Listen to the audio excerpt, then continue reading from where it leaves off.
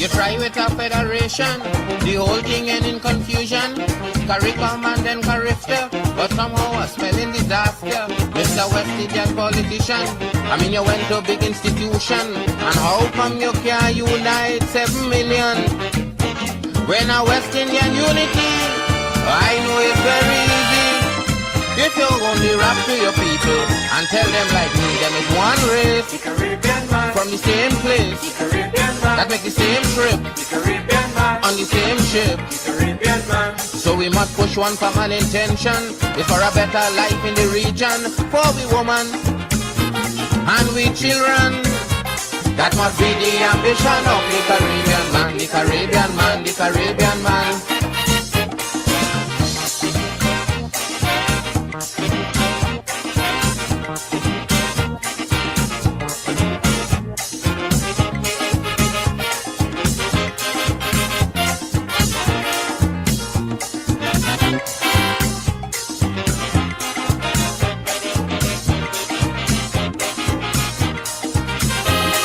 You say that the Federation was imported quite from England, and you're going and form a CARIFTA with a true West Indian flavor.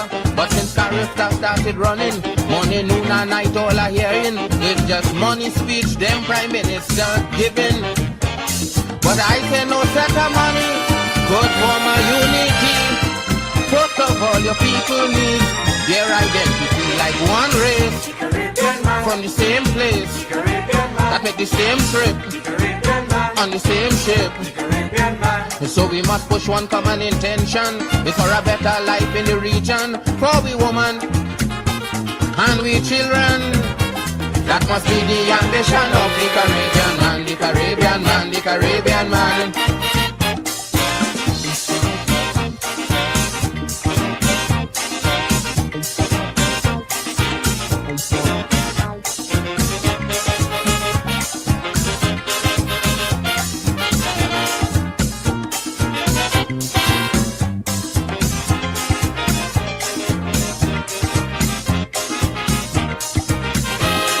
CARICOM is wasting time, the whole Caribbean gone blind.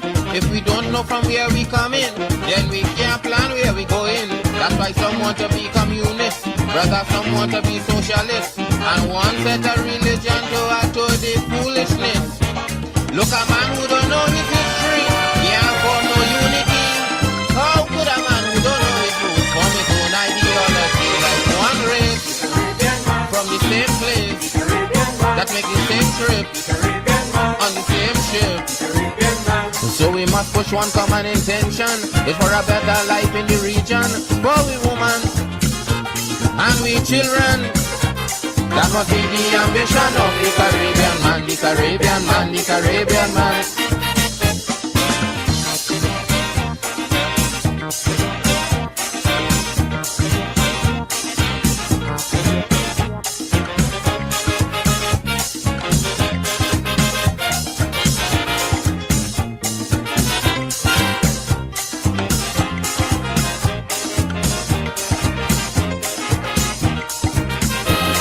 The Federation done dead, and CARIFTA going to bed.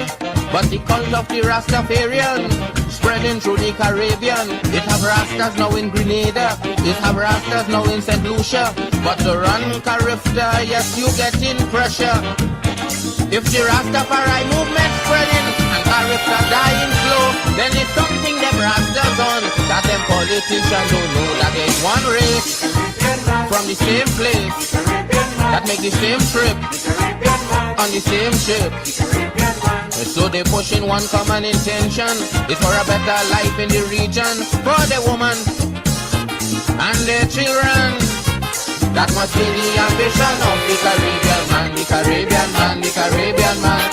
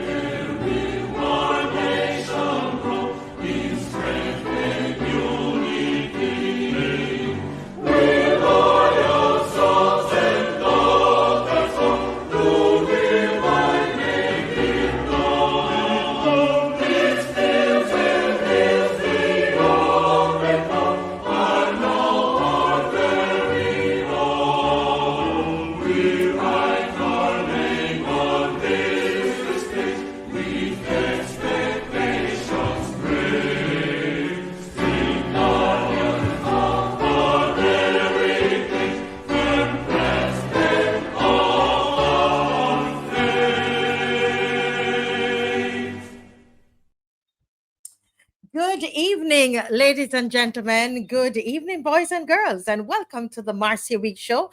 And we are coming to you live from Barbados. I'm holding in my hand the national flag of Barbados.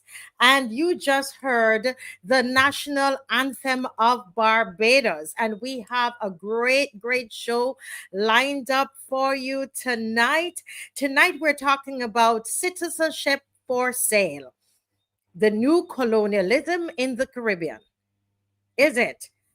We have some great guests lined up for you. Dr. Janice DANIEL-HODGE, and she's the leader of Nevis Reformation Party. She's a leader of Nevis Reformation Party. We also have Dr. Patricia Bartlett, and she's a deputy leader and a candidate in the Nevis Reformation Party, NRP. And so tonight, ladies and gentlemen, we are going to be talking to our brothers and sisters in Nevis. We had a wonderful gentleman with us, Ras Indra, and he was from St. Kitts. And so they're going to explain to us there's St. Kitts and Nevis, but they do have a parliament in Nevis. And so tonight they're going to explain all of that to us. We're scheduled to start that interview very early at 7:15. So I'm going to ask everybody to really share, like, subscribe, get this out in your WhatsApp groups, and let everybody know that the Marcia Week Show is on. And as you know, our motto is to educate, to motivate, to mobilize, and to activate. And we say Emma, right? We say Emma. So tonight we're going to that young lady Emma is going to be all over this program. Teroni, good night. We're going to educate, we're going to motivate, mobilize, and agitate. Lucinda Allen, good evening. And Judy Jills, good evening. Aaron Hound, Jeffrey Sobers. If you're watching us from Nevis tonight or St. Kitts tonight, please say a quick hello to us in the comment section so we can give you a special hello. A special hello. You are our Caribbean brother and or sister, okay? So, Neonster, good evening. Jefferson Silver, Junie Rock, Angela Burke, Carol, good evening. Cameron Harding, good evening. Hi, good evening. Marcia and Lori Bob and Queen D, good evening. Rhonda Brown, good evening. Marcia Miller and Joyanne, good evening. Good evening, Tanisha. Good evening. Hi, Lucinda, Beverly Prescott. Guys, are we liking and we sharing? We are hitting the road running tonight. Okay? It's going to be an amazing show. Shirley, we're going to be educated tonight. We're going to be motivated. Melissa, Mavis, tonight we're going to be agitated to do good. Yeah, on behalf of our country. Yes, we're going to be mobilized tonight. Yes, Dalton. Dalton, have you shared yet? Hi, Aretha. Good night, Michael Jilks. Good night. I'm looking to see if I see anybody from Nevis. Island Watch. Hi, Island Watch. Good evening, Island Watch. Lovely, wonderful. Make sure you're sharing this out to those in Nevis. Oh, I see. Yes. Okay, you're from Nevis, Birdmana, but you're in New York. Yes. Yes, and that Tessa. Hi, Tessa. Hi, Tessa from Nevis. Hi, Imari Webb from Nevis. Yes, Rhonda, we saw you. Empress Views from Nevis. Oh, wonderful. Wonderful. We welcome our brothers and sisters from Nevis. Kelsey Greenaway from Nevis. That's wonderful. You know, I love this. We are learning about each other and we're doing it, and we don't, you know what? This is true CARICOM happening right here. True CARICOM is happening right here. Hi, Rowan. Nice, wonderful. Yes. Yes. Thank you. Thank you. Thank you. Thank you. Thank you. Thank you to everybody who's joining. And hi, Susie from Nevis. Hyacinth from Nevis as well. Yes. Wonderful. Wonderful. Wonderful. Well, we are getting ready. We are getting ready. I can see one of my guest is on, the Honorable Dr. Janice Daniel-HODGE. I said holder at the beginning, and I was very incorrect about that. And we are going to start exactly at 7:15. So let me just start with the opening and welcome. I see Angela Critchlow from Nevis. Welcome. Yes, yes, Tessa. Yes, Tessa. Wonderful. That's it. The technology is bringing us together, and we are watching together, and we are learning about each other together, and that I think is wonderful. It's simply wonderful. Okay, so let's just talk a little bit about why we're here this evening. This evening we are talking about, we're asking the question is, are we having our citizenship for sale? Are we seeing the new face of colonialism?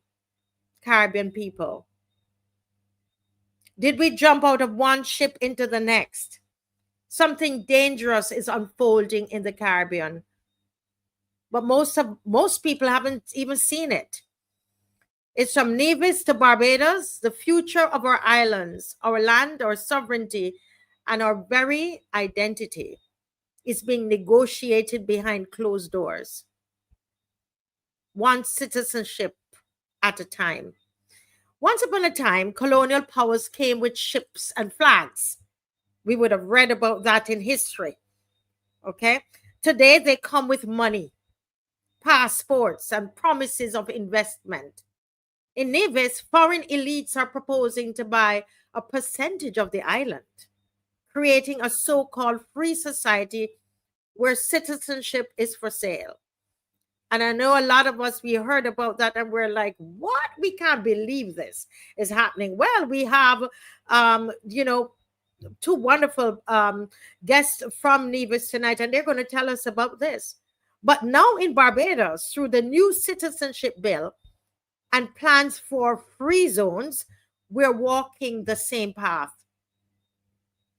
They say it's purpose. But the question is, whose purpose? They say it's progress, I should say, progress. But the question is, whose progress? You see, when land ownership, citizenship, and influence are transferred to the wealthy few, what becomes of the people who call this land home? Tonight on the Marcia Week Show, we ask the hard questions. Is this economic development or recolonization in a new disguise? From Nevis to Barbados, the Caribbean stands at a crossroads. Will we sell our birthright for short-term funding? Or will we stand up and defend our future?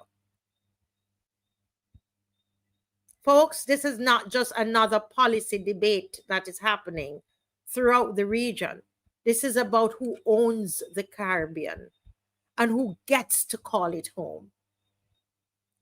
So tonight we have with us the Honorable Dr. Janice Daniel-HODGE. She's a leader of the main opposition party, the largest opposition party in Nevis, called the Nevis Reformation Party, NRP.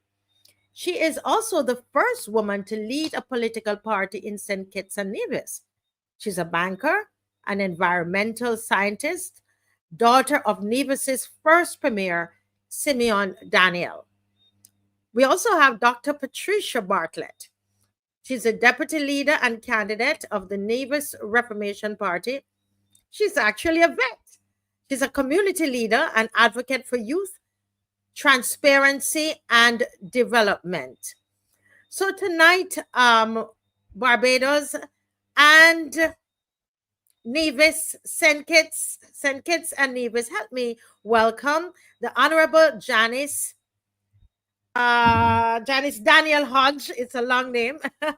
And Dr. Patricia Bartlett. Welcome to the Marcia Week Show. Good evening. Thank you. Good evening, Dr. Bartlett, Dr. Patricia, Dr. Janice. May we hear you to make sure that we can actually, your audio is right. Good night, Honorable Dr. Hodge. Okay, so we're not hearing her. We're not hearing you, Dr. Daniel-HODGE. We're not hearing you.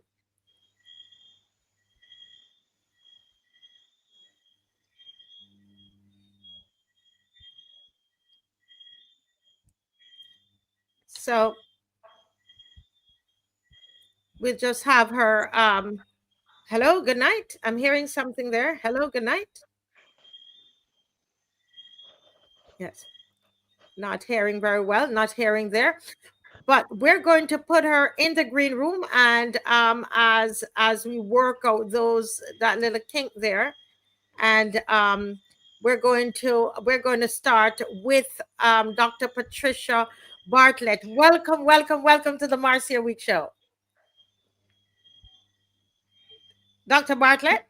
Thank you. Thank you. Thank you. Yes. Okay, wonderful. Now, we want to start at the beginning. Yes. Can you tell us how St. Kitts and Nevis is set up politically? Because when we had someone on the other night, and he was from St. Kitts, and he was explaining to us that you have your own parliament Yes. in Nevis. So can Yes. you give us, as an introduction, explain that to us? You have two parliaments, one in St. Kitts and one in Nevis, but then you're Yes. part of a federation. Can you Yes. explain that? Yes. Well, we have a unique set of a setup here as it relates to our governance. In St. Kitts, Nevis is one federation, so we have a federal government, and Nevis has 3 seats in that parliament. It's a parliament that has 11 seats. And then, of course, we have in Nevis, we have a certain level of autonomy over here. So we have our own government. And so we have what we call the Nevis Island Administration. And so in Nevis, we have 5 seats in our parliament. In Nevis, well, the assembly, really. Okay, so you have 5 seats, and you have your own premier in Nevis. Correct. Correct. And so is it you have a prime minister in St. Kitts? Correct. Okay, so that prime minister is over both St. Kitts and Nevis. Correct. Oh, okay. So can you? I'm just trying to make sure I understand. So, what is the reasoning behind having 5 seats in Nevis? That's our local government. The local guy. Yes.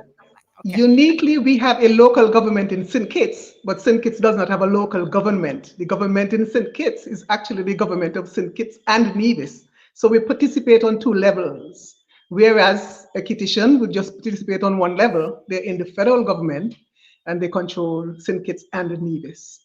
I understand. We have some level of autonomy in Nevis. There are certain things that we are responsible for that St. Kitts cannot necessarily interfere with. The Constitution gives us that level of autonomy. So can you let me double check on the Honorable Dr. Janice Daniel-HODGE. Let me see if we can hear her now. Good night, Doctor. Good night again. Can you hear me? Yes. Yes, we can. Wonderful. Welcome to the Marcia Week Show. Thank you so much for having me this evening, and my colleague, Dr. Bartlett. Yes, ma'am. Yes, ma'am. And we are learning all about your structure, your political structure there in St. Kitts and Nevis, which is very, very unique. Dr. Bartlett was explaining to us that you have some autonomy in Nevis. And so can you explain to us, Honorable, exactly what does that entail?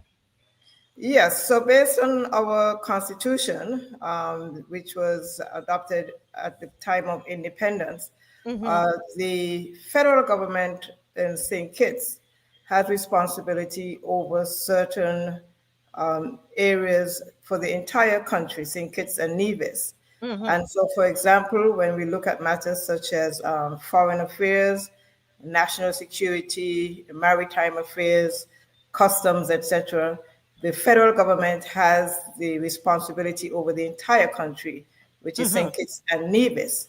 There are certain matters which the Constitution provides exclusive rights to the local government in Nevis, some Mm-hmm. of which would include land affairs, energy resources, agriculture, housing, etc. So there's a clear distinction between the areas where the federal government has jurisdiction in Mm-hmm. Nevis and where the local government is responsible for taking the lead on certain matters.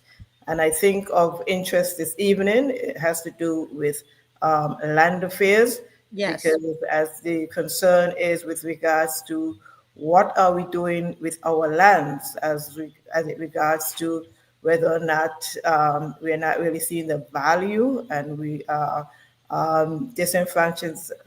franchising ourselves, future generations, and is it really a matter of a quick gain, Mm-hmm. short-term benefit compared to long-term benefit? And I think in Nevis, the people are very, very much attached to their land. It was a hard fight, lots of struggles, those who went before us to ensure that we had the right to land ownership. And so it is something that we hold very dear to our hearts.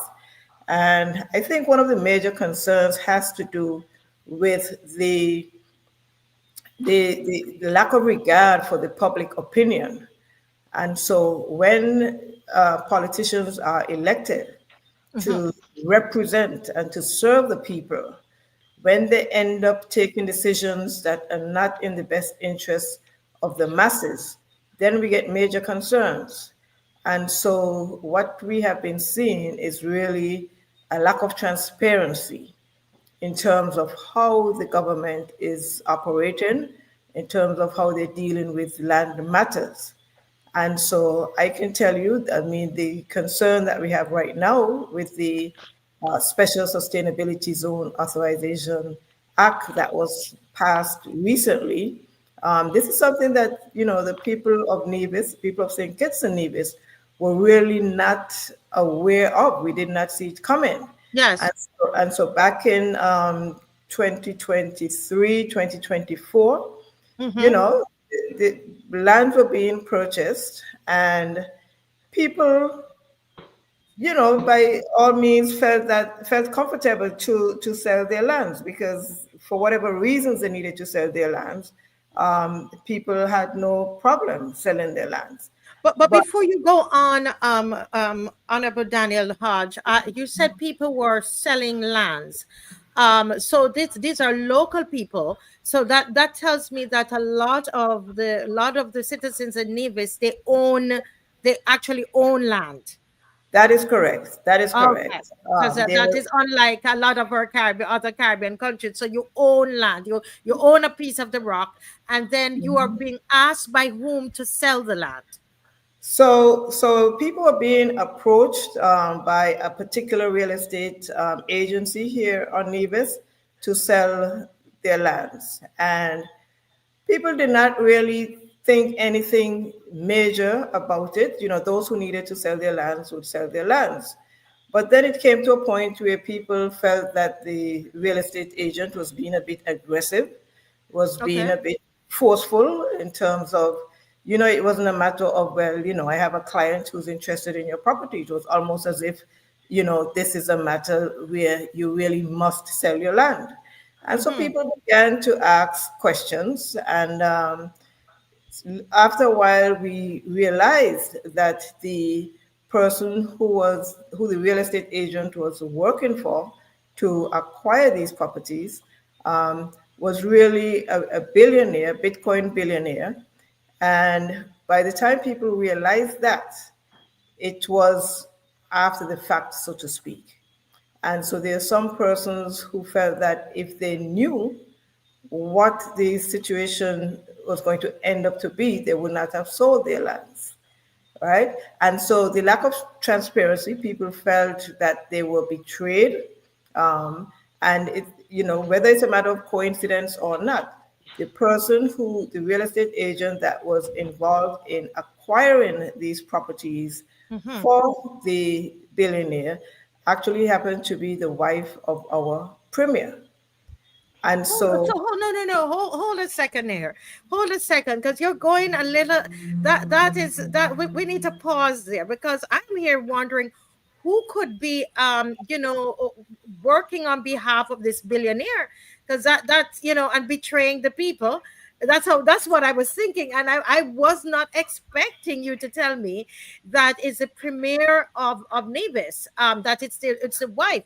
Let me bring Dr. Bartlett in here, please. So, Dr. Bartlett, my little reading that I did on Nevis tells me that the premier of Nevis is actually the opposition leader of St. Kitts and Nevis. You're correct. You are correct. So you have the premier's, you have the opposition leader's wife. Let's put it that way. And this is the person who is operating on behalf, who owns a real estate company, and you're alleging that they're operating on behalf of the billionaire in getting aggressively asking people to sell their lands. Is that what I'm understanding? Yes, but that's not an allegation. That is the actual fact. Oh, that's a fact. Yes, that's a fact, a well-known fact, and the premier has tried to defend that position, the indefensible position as it is, but he has tried to defend that position to suggest that she's an independent agent who can work on her own. They just happen to live in the same household. Wow. Now, oh my! So, how many persons would you say on approximately would have already agreed with her? I mean, I've gone into agreement and to sell their lands, and I think they probably could it be also that they felt comfortable seeing that it was, the premier's wife, or at that time they didn't know. Well, I don't know what the final or the most current number is, but I understand that over 200 landowners would have been in that area and were targeted. How many have committed up to this point, I'm not quite sure. And of course, there were varying degrees of commitment, it seems. Some people wanted to lease. I don't know that was really an option that was considered. And so you have this, it's a shady kind of thing at this point in time. We still don't have clarity on what is going on over there. We have heard numbers to the extent that the billionaire, at least the premier himself, has disclosed that their target, the initial target, is for them to purchase or have control over at least 2,400 acres of lands, and that is close to like 3.8, I think, square miles. And considering that Nevis is only 36 square miles, you're talking about a significant land grab here. And so that is what is concerning. Of course, the ethical issues related to the involvement of the realtor, who is the premier's wife, those are things that we are calling on the Integrity in Public Life Commission to probe, because we think that there is something there and it should not be being pursued the way it is now, in that she has exclusive rights right now. The premier's wife stand to benefit millions of dollars if you were to take the current percentage that is due to a real estate agent. I think it varies between 6 and 10%. And so the value of those lands, and then of course we still have other involvement of different arms of the premier's private life, in that they have a law firm. We understand that engaged in doing the final, processing or the legal part of that. Pause right there for me. So whose law firm? What we are understanding is that the premier's law firm, Daniel Brantley and Associates, is associated with the lease land transfers. I know for a fact, that I would have accompanied someone, to their office to retrieve their payment document. Was it sold directly to the billionaire? I'm not sure. Wow. So let me bring the Honorable Daniel-Hodge back in this conversation, because it is a bit stunning. I'm lost for words, because I'm thinking that your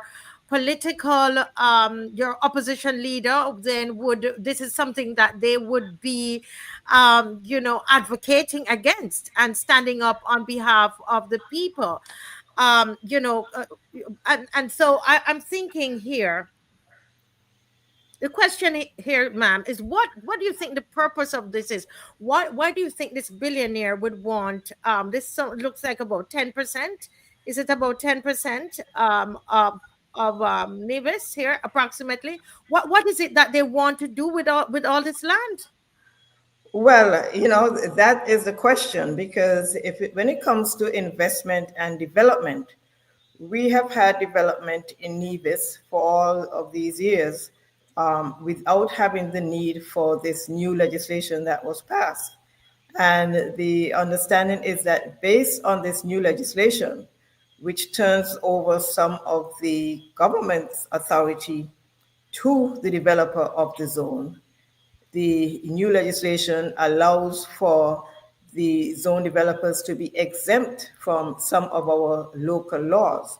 So when you look at the intention and when we do the research, the point person is really someone who is promoting a libertarian country, which means that they would want to have their own area carved out, that they are free from the laws of the country that they are occupying, and they're also able to have their own laws within that area.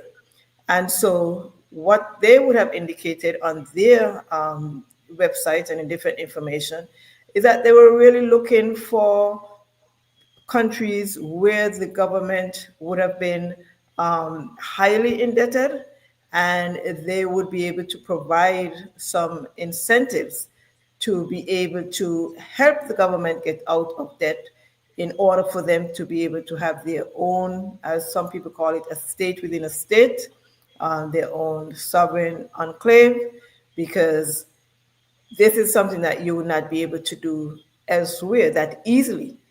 And so based on what we have read and seen, and based on the legislation that has been passed, it is very unfortunate that there has even been consideration to allow the zone developers to be exempt from the laws of St. Kitts and Nevis and allow them to have their own say.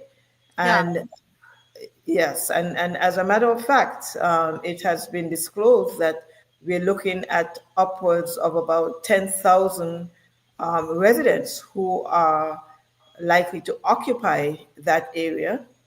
And when you look at the population of Nevis, which is just about 13,500, you can see quite easily that in that area, you would have almost, the same population as you have in the rest of Nevis. And so when you look at the ramifications and what could likely happen, it is not in the best interest of Nevis at all. And the thing that is very, worrisome is that it is being promoted as a special sustainability zone.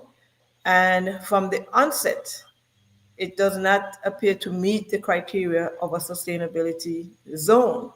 And so it is quite obvious it is a zone to promote the economic interest of the developers, and unfortunately to the detriment of the people of Nevis.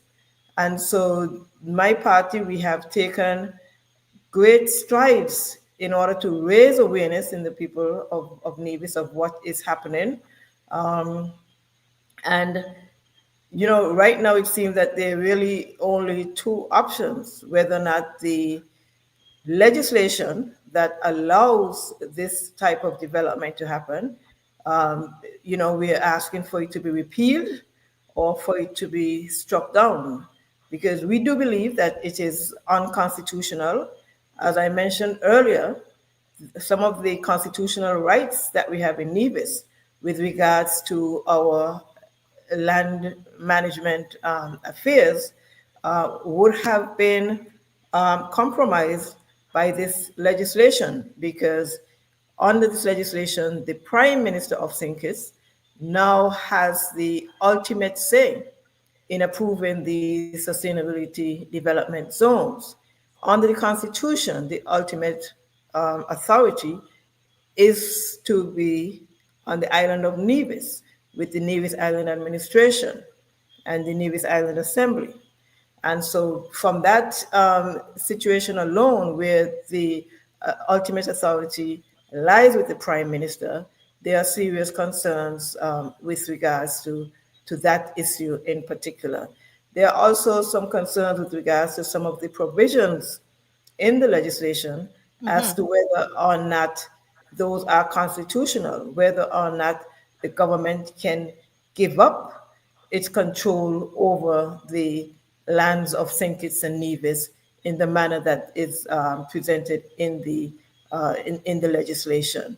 And so, you know, the troubling part of it really, Marsha, the troubling part of it is that the Premier would want to say that he's undertaking this action in the best interest of the people of Nevis. And the people are saying, if this is supposed to be in the best interest of the people of Nevis, why was there so much secrecy? If you're doing something for the best interest of somebody, you would let them know. You'd want to have them involved in the discussions. You would want them to be a part of what is being proposed.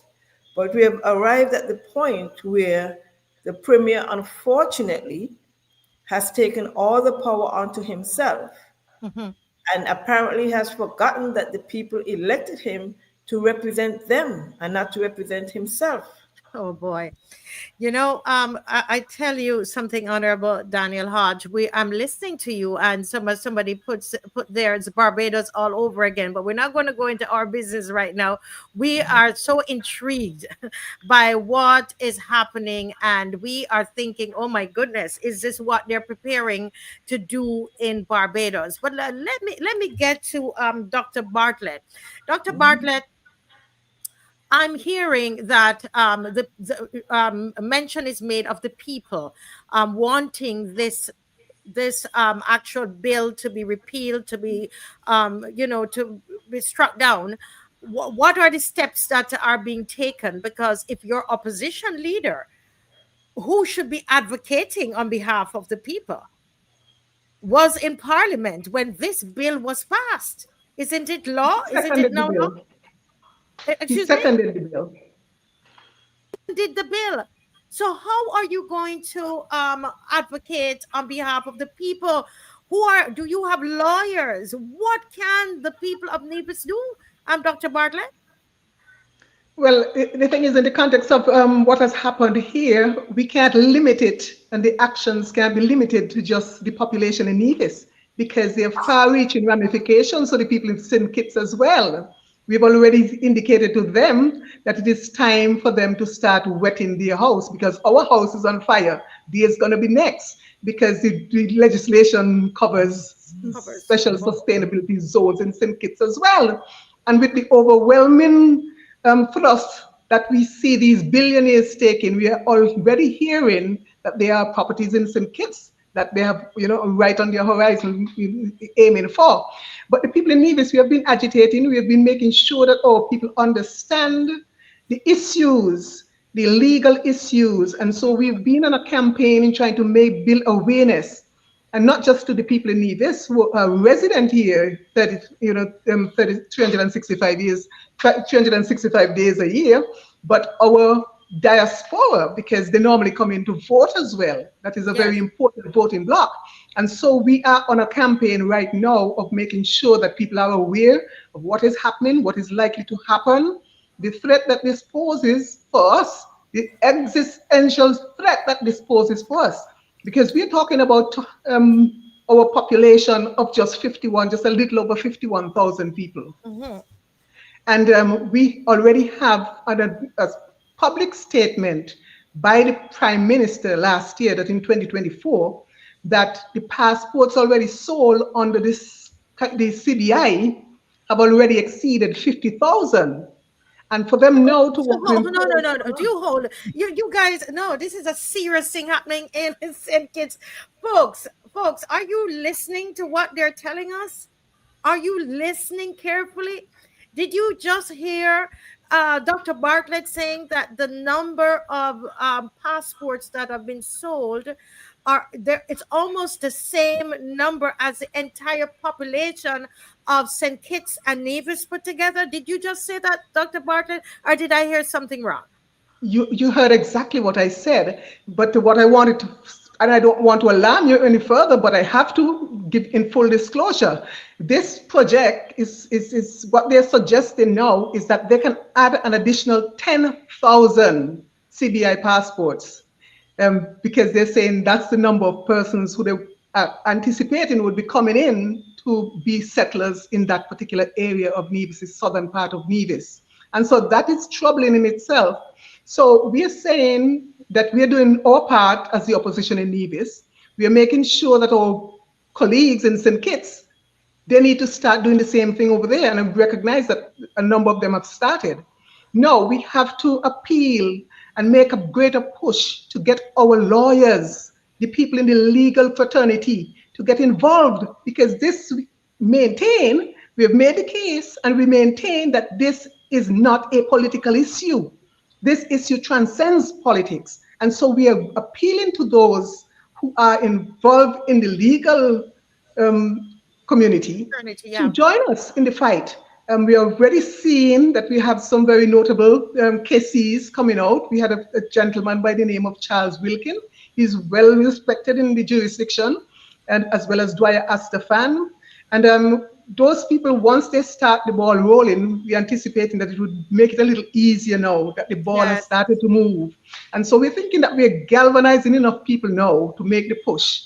And so in terms of getting legal representation, because they are themselves calling for repeal. And we are saying, well, that is what we have been saying.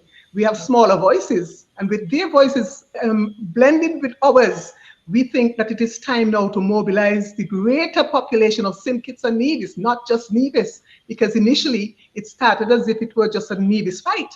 But we now are recognizing that it goes far wider than just Nevis. Not And just so Nevis. we anticipate that if we have to go to all the way up to the Privy Council, that this matter should get there, because there's no way that we think we should tolerate this, because this has ramifications, like I said, for our population, a population of just 51,000, and we already have 50,000 passports sold. And these people, if they've got their way, each passport that is sold, if the 10,000 initial applicants are approved, they themselves have contingent, they can extend the same privilege that they're getting to their family members. Families, yes. So it means that at least 4 other members in their family could get passports. So Wow. we're talking about a 40,000 or 50,000 people added to already 50 that we already sold. So you're almost talking about doubling the population of not just Nevis, but St. Kitts. Of course, Nevis initially would be swamped if there were to come 10,000 people over here. And not only that, we're talking about our lands. We're giving up our lands that really should be going to our future generations. And we are saying that these people want to exclude us from that portion of development in our own island, and that is not right. And we No. can't stand for that. And so our lawyers, we have reached out, and we are hoping that we can get someone who is going to work for us pro bono, because this, of course, you can understand that it has some great financial implications. And so maybe your population in Barbados can help us. Yes, well, I'm here thinking that this is such a wonderful thing that we're doing. I honestly, I would have watched the video, which I'm going to ask Dave to just go to the beginning of the video and set it up for me, because we're going to remind people. We showed a little bit and people gasped the other night, and so this is one of the reasons why we reached out, Honorable Daniel-HODGE, to both of you to come on. But I want to ask you, ma'am. Honorable Daniel-HODGE, I want to ask you a question here, because this matters to us. So we want to understand the progression right, to where you are today. The CBI, right? The citizen by investment. What is what is the impact of that on where Nevis is right now? Almost will lose 10% of their land mass, and a state being developed in a state in Nevis. What's the impact of the CBI? Well, the CBI, as the Premier would have indicated, the intention is that each person who would invest or purchase property within that area, they would automatically be assessed the fees for CBI whether they want it or not. And so the intention is that once you come into this area, you would have to pay monies into the CBI program. Unfortunately, while on one hand we are trying to manage the affairs of our island, on the other hand, you have the premier who really does not care how he proceeds.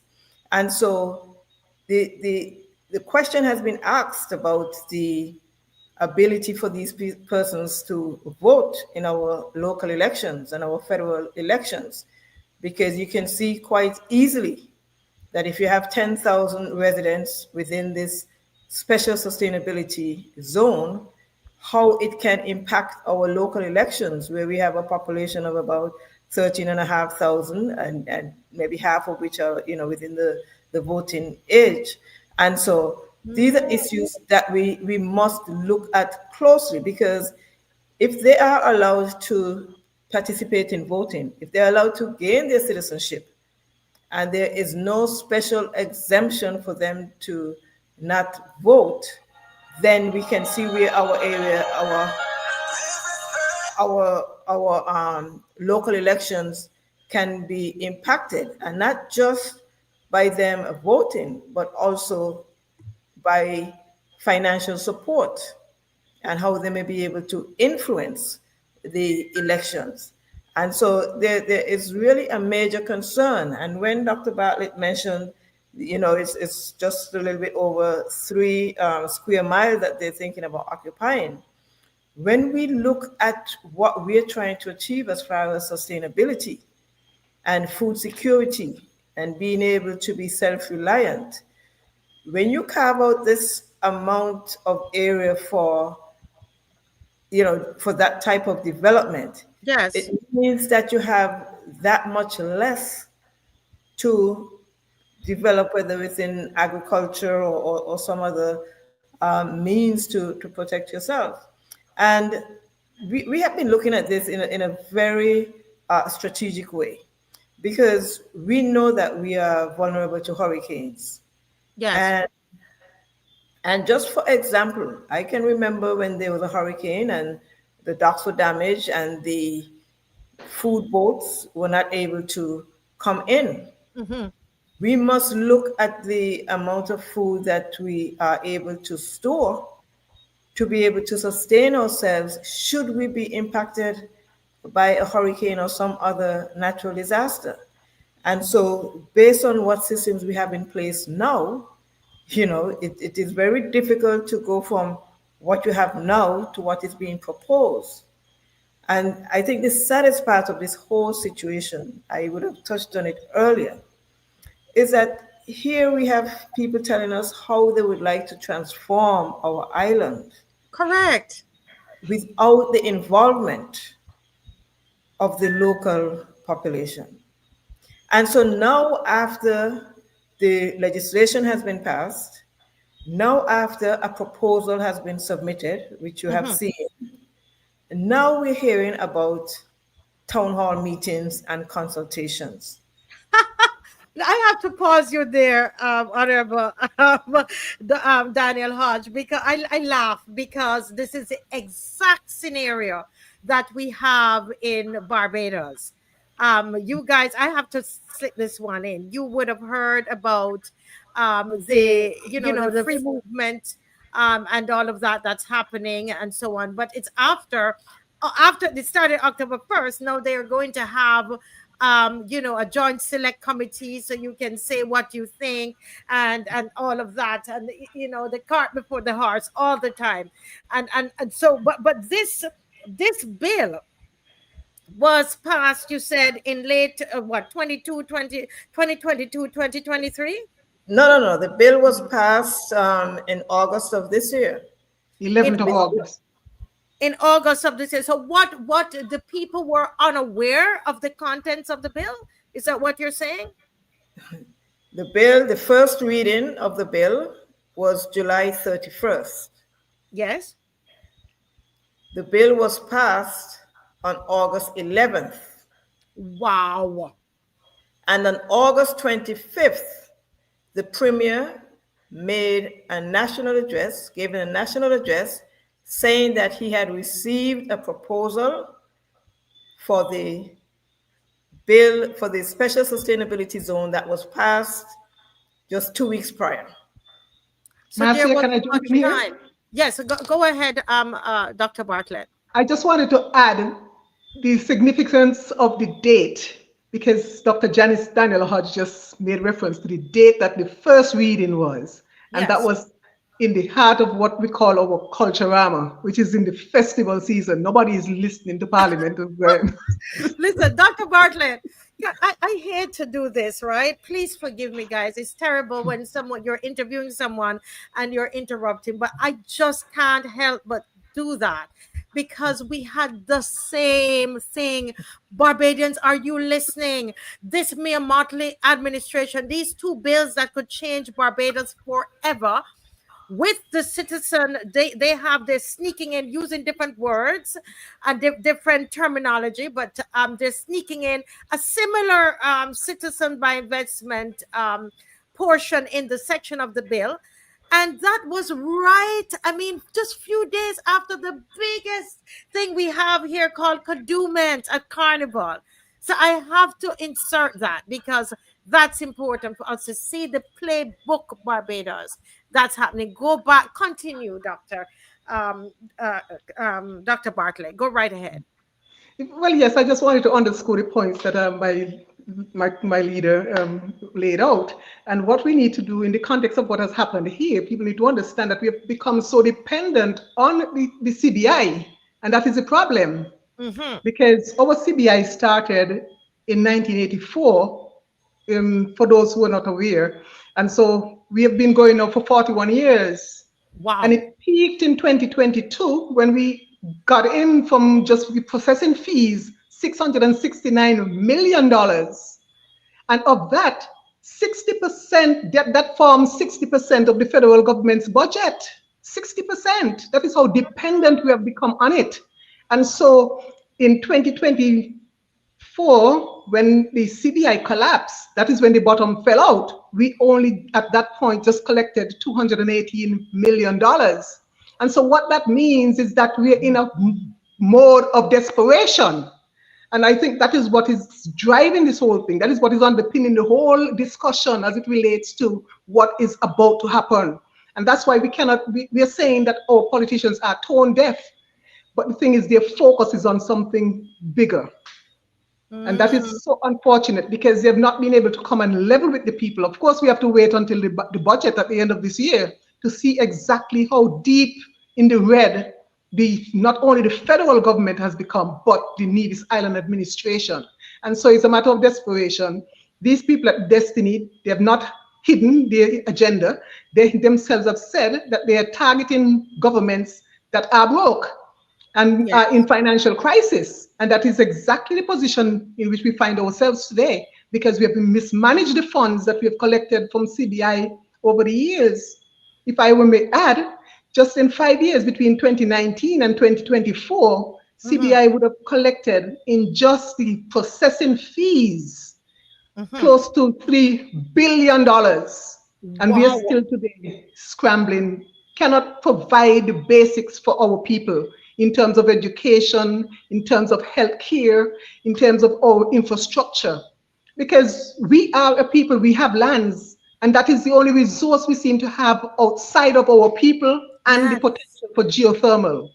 And we have said we have no problems with development, because on our platform, we have always seen the potential of geothermal to push us further, give us that thrust that we need to get to a different level of providing for our people. And had our present government pursued that, we would not be in the pickle that we are in now, because now they're saying they're looking for a game changer. And who we are looking to give for this game changer?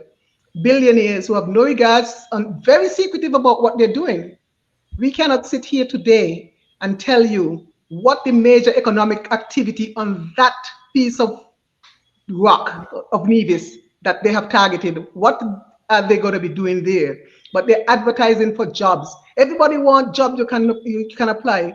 The amount of jobs that they say they're going to be having, I think the whole of Barbados can come here and get jobs. You know, but that it's is the how same, they're trying to button it up. you know, Dr. Bartlett, it's the same playbook here because, you know, we're seeing a lot of our coastal lands being sold to foreign investors, billionaires. You know, are buying up our lands in Barbados. The East Coast is sold. You know, lots of the West Coast. They're selling out the South Coast, all the coastal areas. And what we're finding is that we're being pushed. It appears that we're being pushed inland.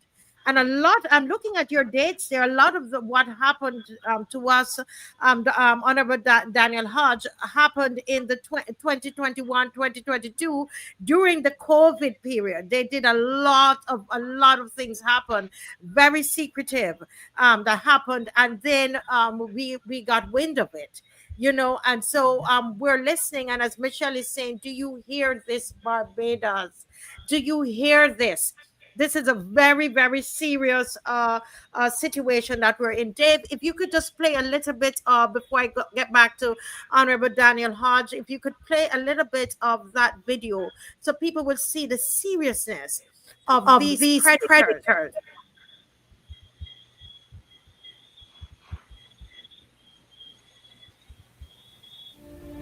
Hello, fellow Nevisians and Kititians. My name is Olivier Janssens, and I'm the founder of Destiny. I have been proud to call myself a Nevisian for almost a decade now, and in that time, I have come to see both the challenges and the immense opportunities of our island. Around the world, special economic zones have transformed entire nations. Dubai is perhaps the clearest example. What was once a small trading port is now a global hub of wealth, innovation, and opportunity. Europe has Monaco, and the Middle East has Dubai. But the Americas still lack their own equivalent. I believe Nevis can seize that role. The first country in the Caribbean to create a modern zone of this kind will not only uplift its people, but could become one of the wealthiest and most desirable regions in the world. When I looked at Nevis, I saw a place ready for transformation. The southern corridor of the island is today completely undeveloped and sadly in decline. Erosion eats away more land each year. Yet this very area, if properly managed, holds the potential to become the engine of Nevis's future. Today, I would like to share with you what we have envisioned for this project and what Destiny can become. Yeah, and how we have to pause it.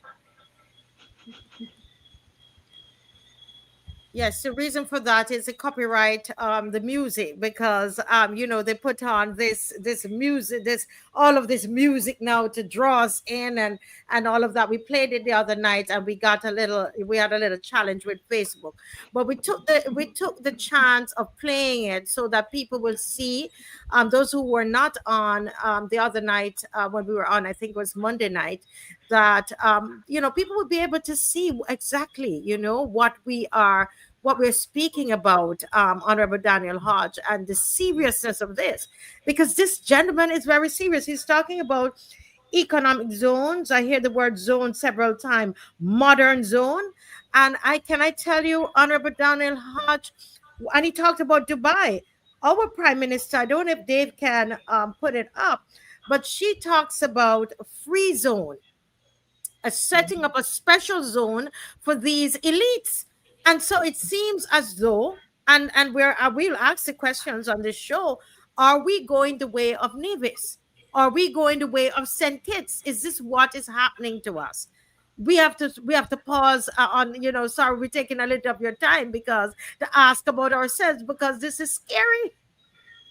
This is her here, and I know you guys probably love her a lot in Nevis because of her speeches, but the reality is, on the ground here, is that she is behaving the same way as your premier in Nevis, where all these bills, we know nothing about it. The exact scenario of the bills, ladies, being brought just after your big festival in Nevis is exactly the same thing that Honorable Prime Minister Mia Mottley did in Barbados.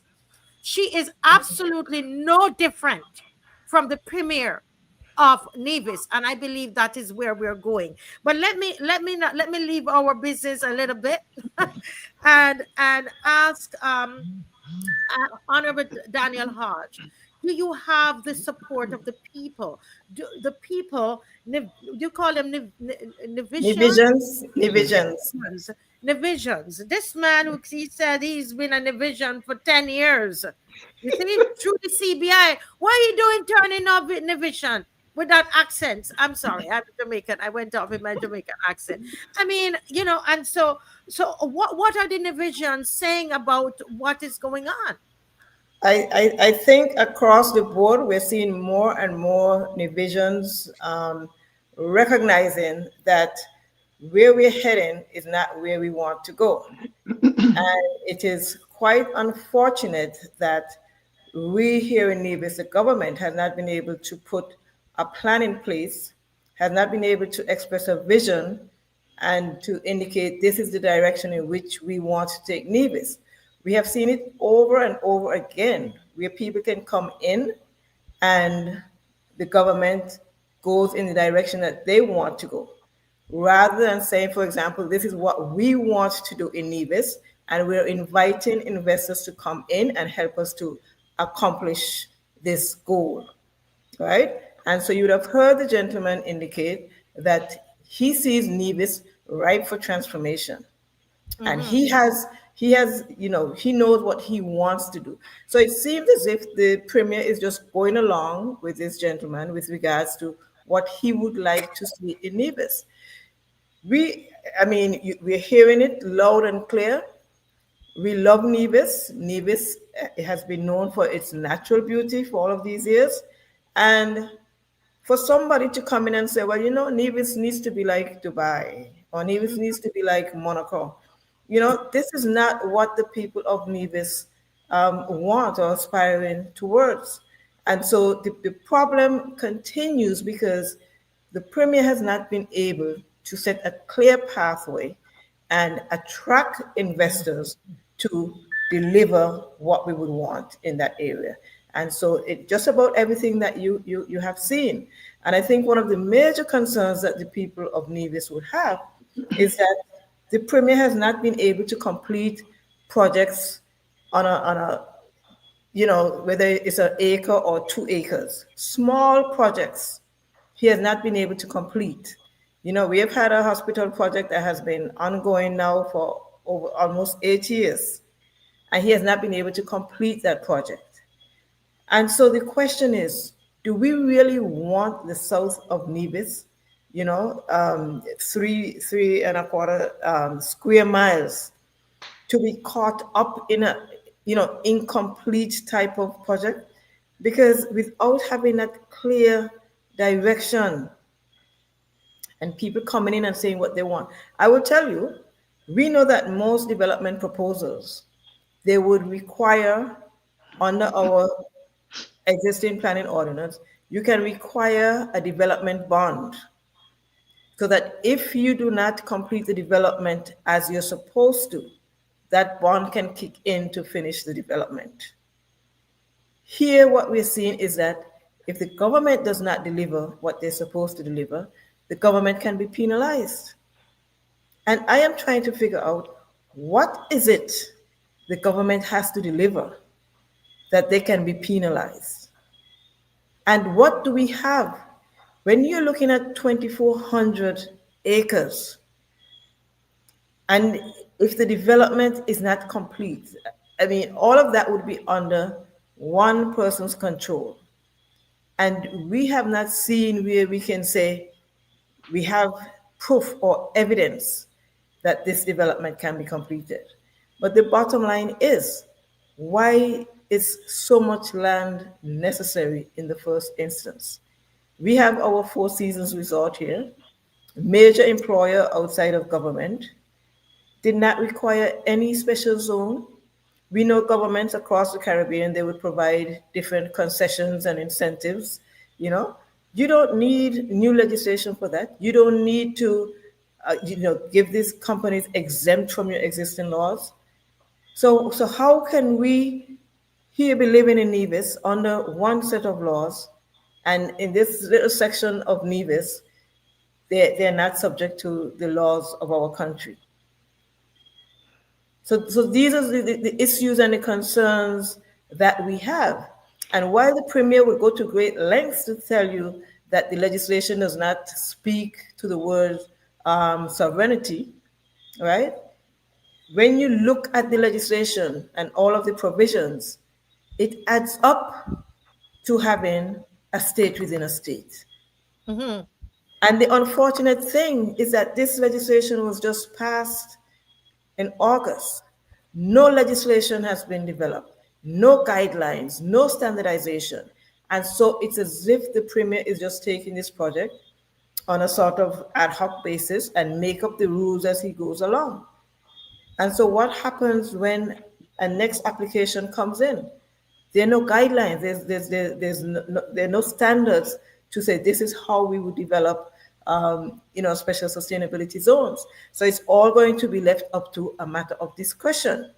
Yes. And when politicians have too much discretion, what happens after that, right? Because we have our physical planning department that is responsible for development on Nevis. Yes. With new legislation, the power is with the Premier and the Prime Minister.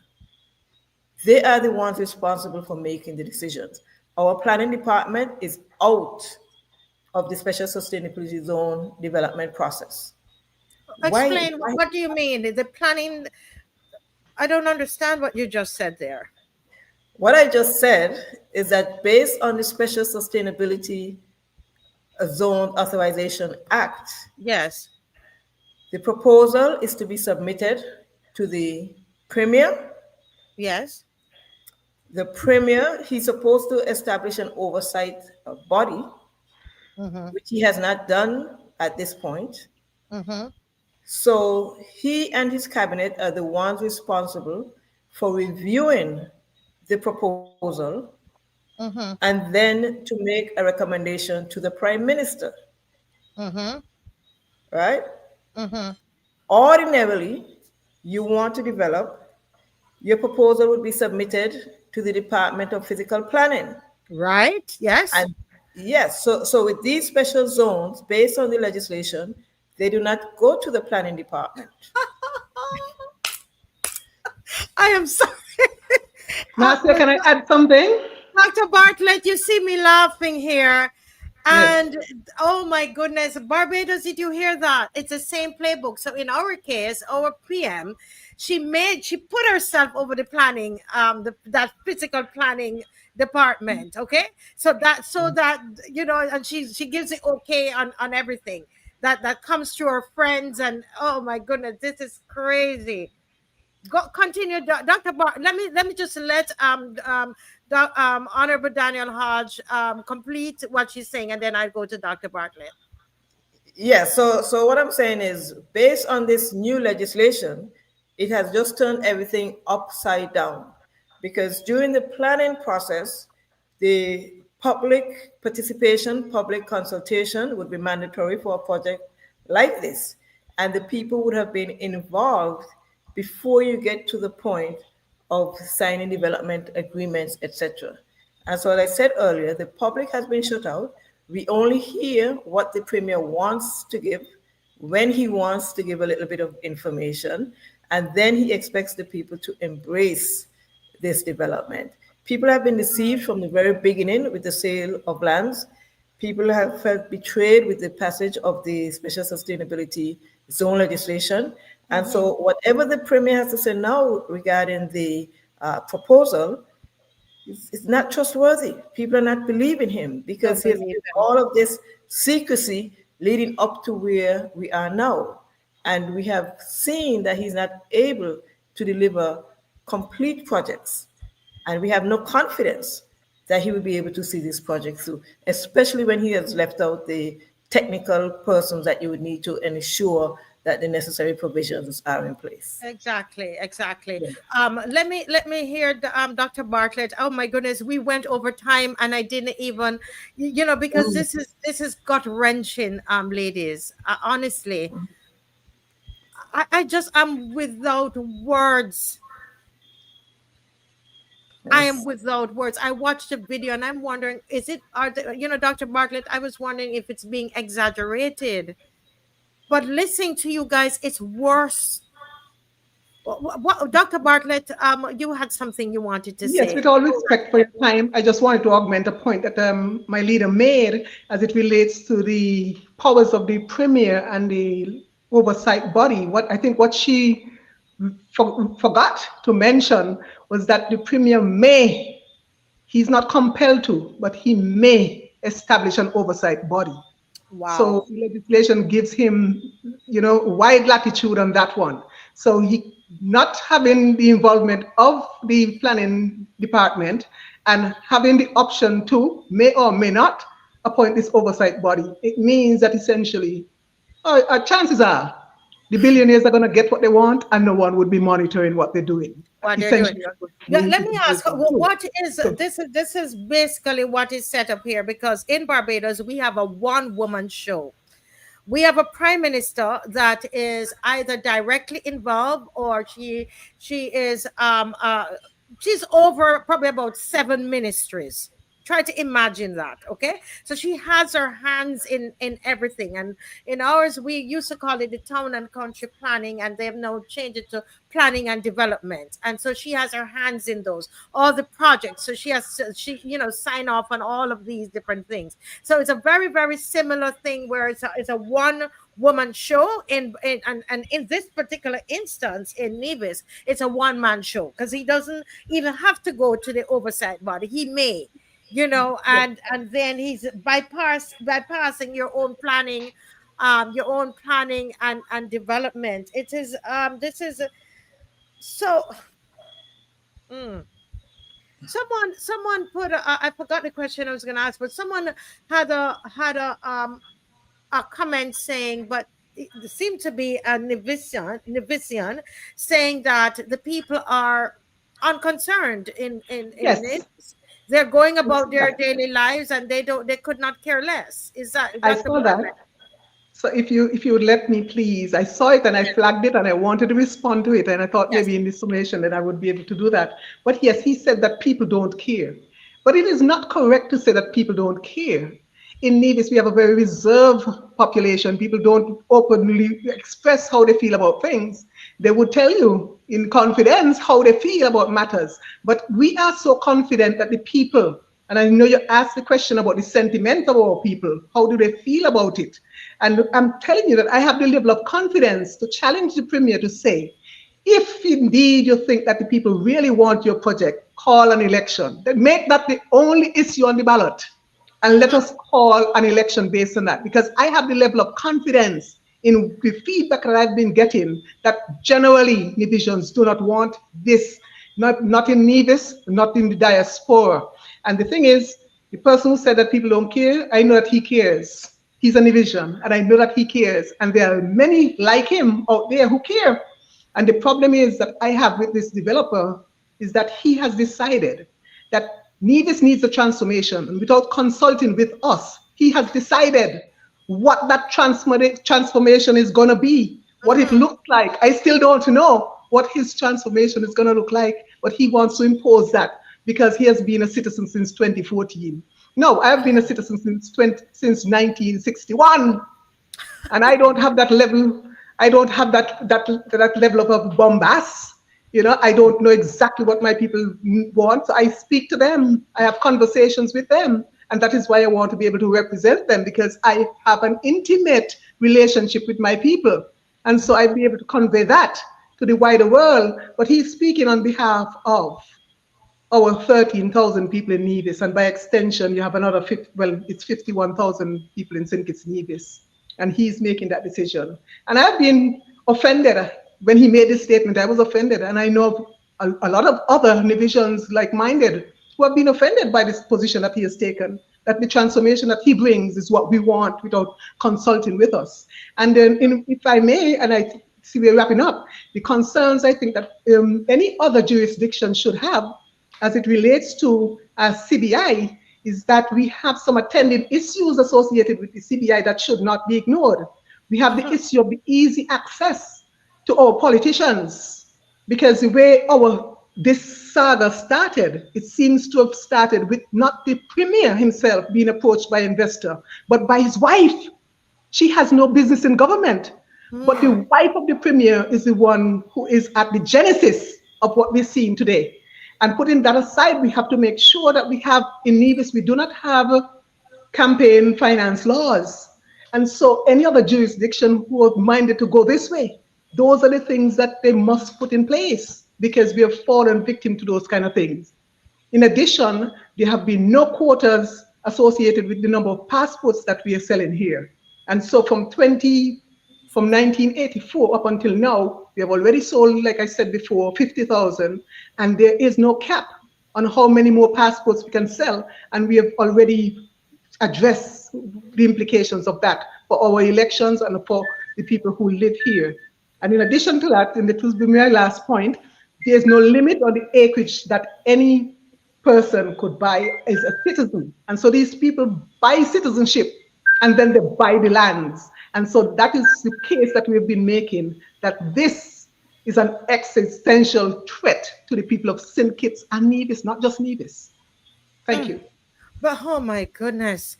So let me ask you, Honorable DANIEL-HODGE. I know I have you, please bear with us, because we are just frightened right about now.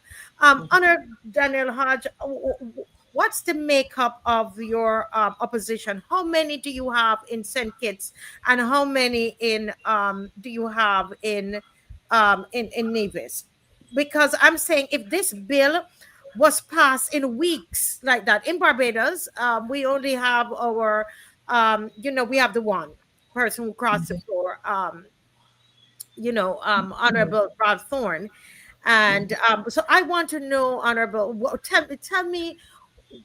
How many? What's the makeup? Well, you see, in the National Assembly, you have 11 seats. The opposition has 5 seats, right? 3 of which belongs to the Premier of Nevis. Oh, right. And then on the government side, they have 6 seats. But it is interesting, as Dr. Bartlett mentioned earlier, the bill that was moved by the Prime Minister was seconded by the leader of the opposition. Right. I see what you're saying. Oh, your goose cook. Your goose cook. And so we have been saying we have 2 options. One, for the bill to be repealed, for the legislation to be repealed. But you can see the Premier, who is really the one behind the legislation, he has 3 of the 5 on the opposition benches, right? And so the bill was passed in the National Assembly. So that is where any repealing would have to be done. It is very unlikely that the Prime Minister would, move to repeal a bill that he passed. Excuse me, but I do think it may seem a bit challenging now, but I do believe that in the best interest of the country, it would be the better option to pursue at this time, because even in St. Kitts, the Prime Minister is having town hall meetings at this time, right? So the information that is being gathered now, unless there is some intention to repeal the bill, All of the provisions that would allow for a new sovereign state to be established, all of those provisions would need to be removed. The provision with regards to the Prime Minister having ultimate authority over special sustainability zones in Nevis, that needs to be corrected as well. And Yes, so because you're supposed to be over your lands in Nevis, land affairs, exactly, right? I exactly, remember from my notes. yes. Wow, this is wow. Yes. I, So I, I am going to have to leave shortly, but what I would like to say is that it is unfortunate when our elected leaders cannot determine the direction in which they want to lead our people. yes, And so they end up being led to the detriment of the people that elected to serve them. And based on what we are seeing right now, based on what is happening with the special sustainability zone, based on all the things that we have looked at, as my colleague said, you would have had, certain QCs and different lawyers speaking out about the constitutionality of the legislation. But it seems that our premier, this special sustainability zone, is on Nevis, and it seems as if he's quite content to say that the legislation was passed in the National Assembly, mm-hmm. and he has nothing to do with that. It's quite interesting what has emerged since that bill was passed in terms of who has certain responsibilities. But the bottom line is, if the Premier does not have the vision as to how we can utilize the lands on Nevis for present and future generations, then, as we have been saying, he needs to step aside.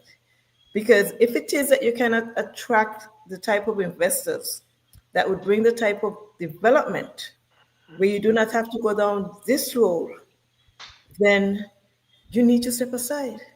Yes, We in the NRP, we have ideas, we have vision. We do not feel that we have too much land to utilize. When we speak about sustainability, we speak about food security as well.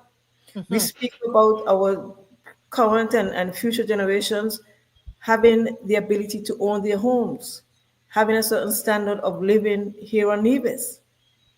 Imagine you're going to have a special sustainability zone where you have top class facilities, hospital, power generation, etc. And just across, you have the people of Nevis who don't know how we're going to manage. It is not right. Some people have likened the situation to going back to apartheid. And it is really an indication that the premier really has lost his way for him to be able to be accepting this type of proposal and advocating for it so much in the midst of so much resistance from his people. Yeah, and to see that his wife, you're saying it's not an allegation, but the wife is the realtor. But before you go, and that their law firm, it appears that their law firm is a law firm handling the legal matters relating to the sale of these lands. But let me ask you before you go. Somebody said to me that there's a big possibility that there's somebody high, very high in government here that has connection to that realtor and to the law firm in Barbados. Or you don't have to say any name. I just want to know, have you heard anything like that in Nevis? I don't know if Dr. Bartlett has. I have not. Well, I don't know specifics. All I know is that they have a very wide network of people, but I can't say specifically who they are affiliated with. Don't say it. We will talk off air. So just to confirm, because what we are getting to understand is that someone within our government here is actually connected to the law firm and to the real estate company.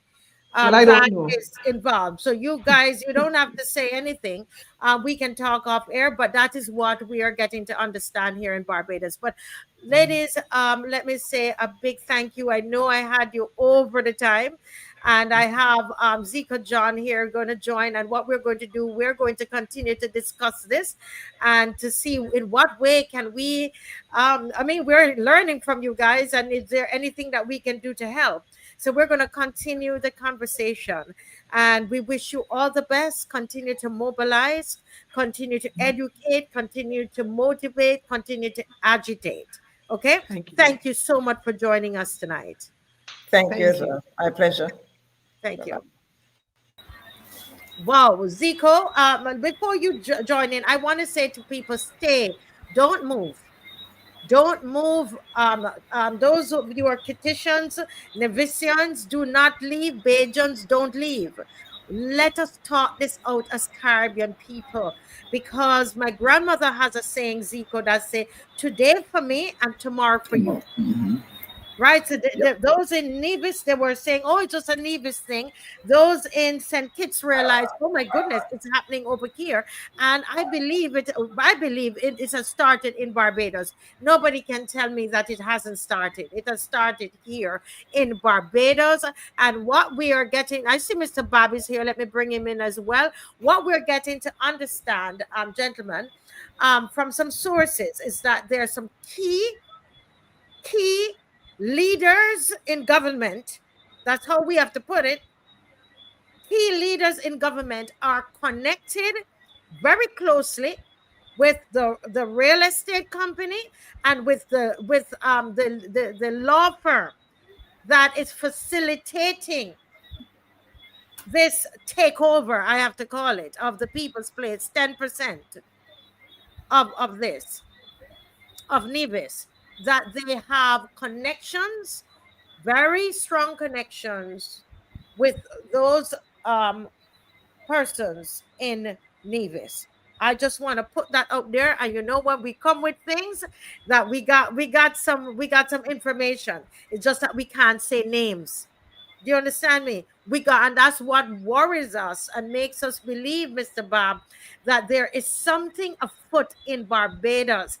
The languaging, if Dave could put up again for me, the prime minister talking about Dubai.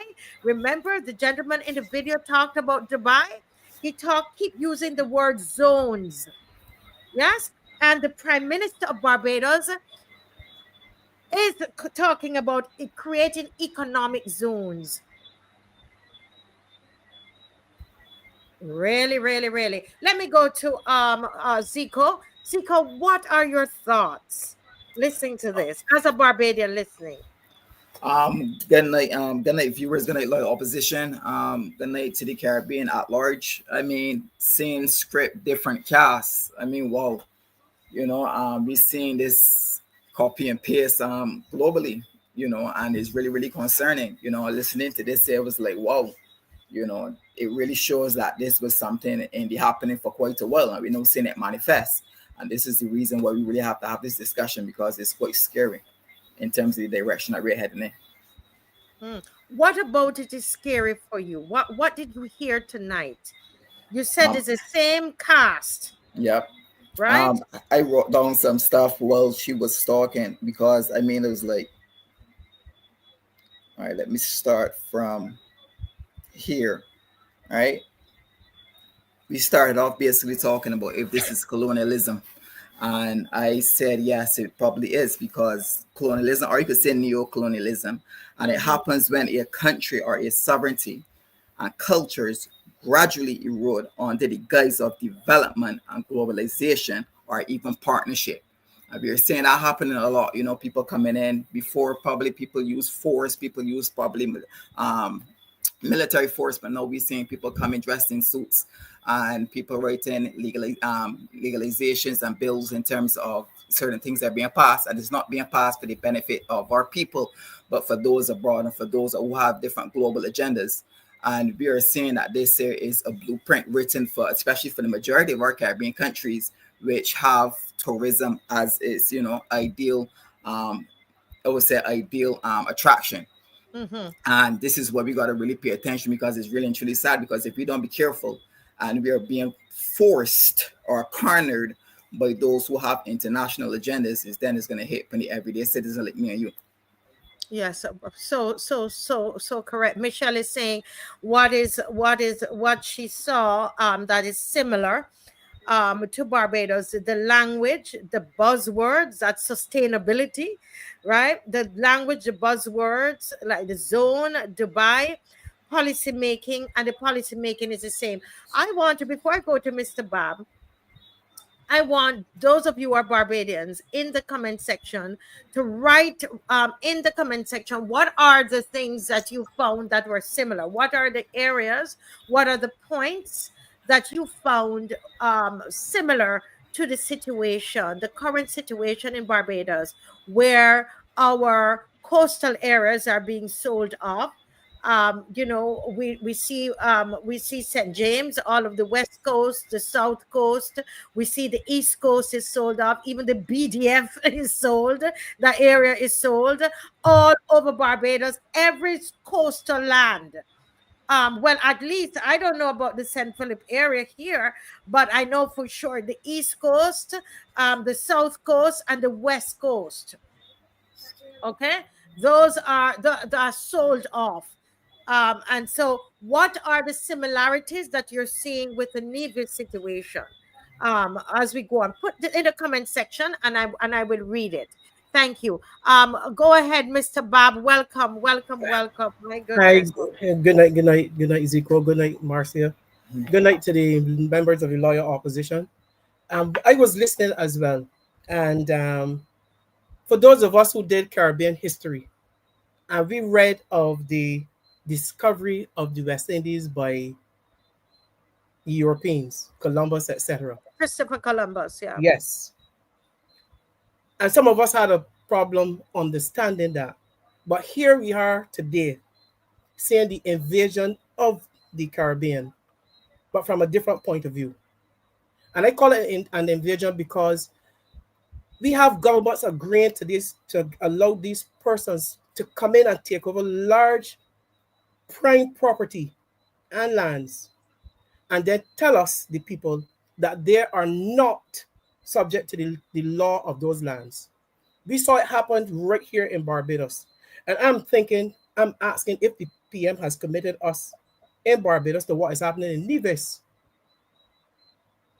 Because if you're saying to us that the bank there that has somehow was given that land across Bay Street have diplomatic immunity, they're not subject to our laws, they can do as we like, and we hear the same thing from Nevis.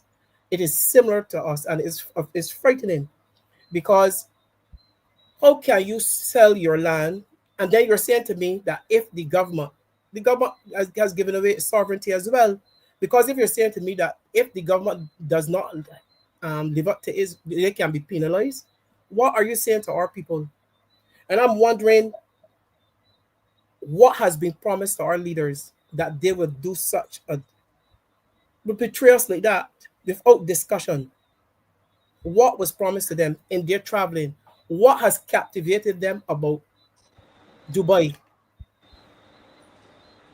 What really exists in Dubai? About the Dubai experience? What is the experience for the locals in Dubai? Is it a case of families and elites, and they're those that they're connected to? I'm not sure what is happening, but this is really frightening, and our people should sit up and pay attention. I really need to sit up and pay attention. I'm so happy to have these two young men on tonight. Don Leacock is on tonight, and before he comments, for those of you who are just joining, I just want to summarize what was said tonight, Mr. Bob. Where we saw those ladies, you could hear their heart from Nevis. And, what they're saying is that there's a billionaire who's saying, listen, I want to buy 10% of the lands of Nevis, because we want to put a state in a state. Basically, we want to separate ourselves. And in fact, we are going to invite another 10,000 persons to live on this piece of land. Don't mind, Nevis has 13,500 people living on it in total, but they are bringing another 10,000.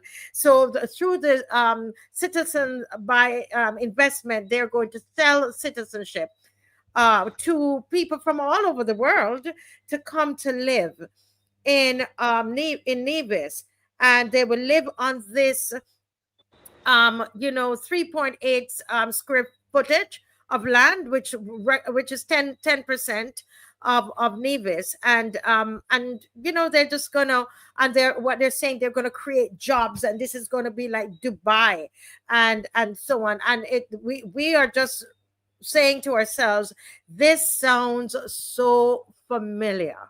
This sounds so familiar. Let me bring Mr. Don Leacock into this conversation.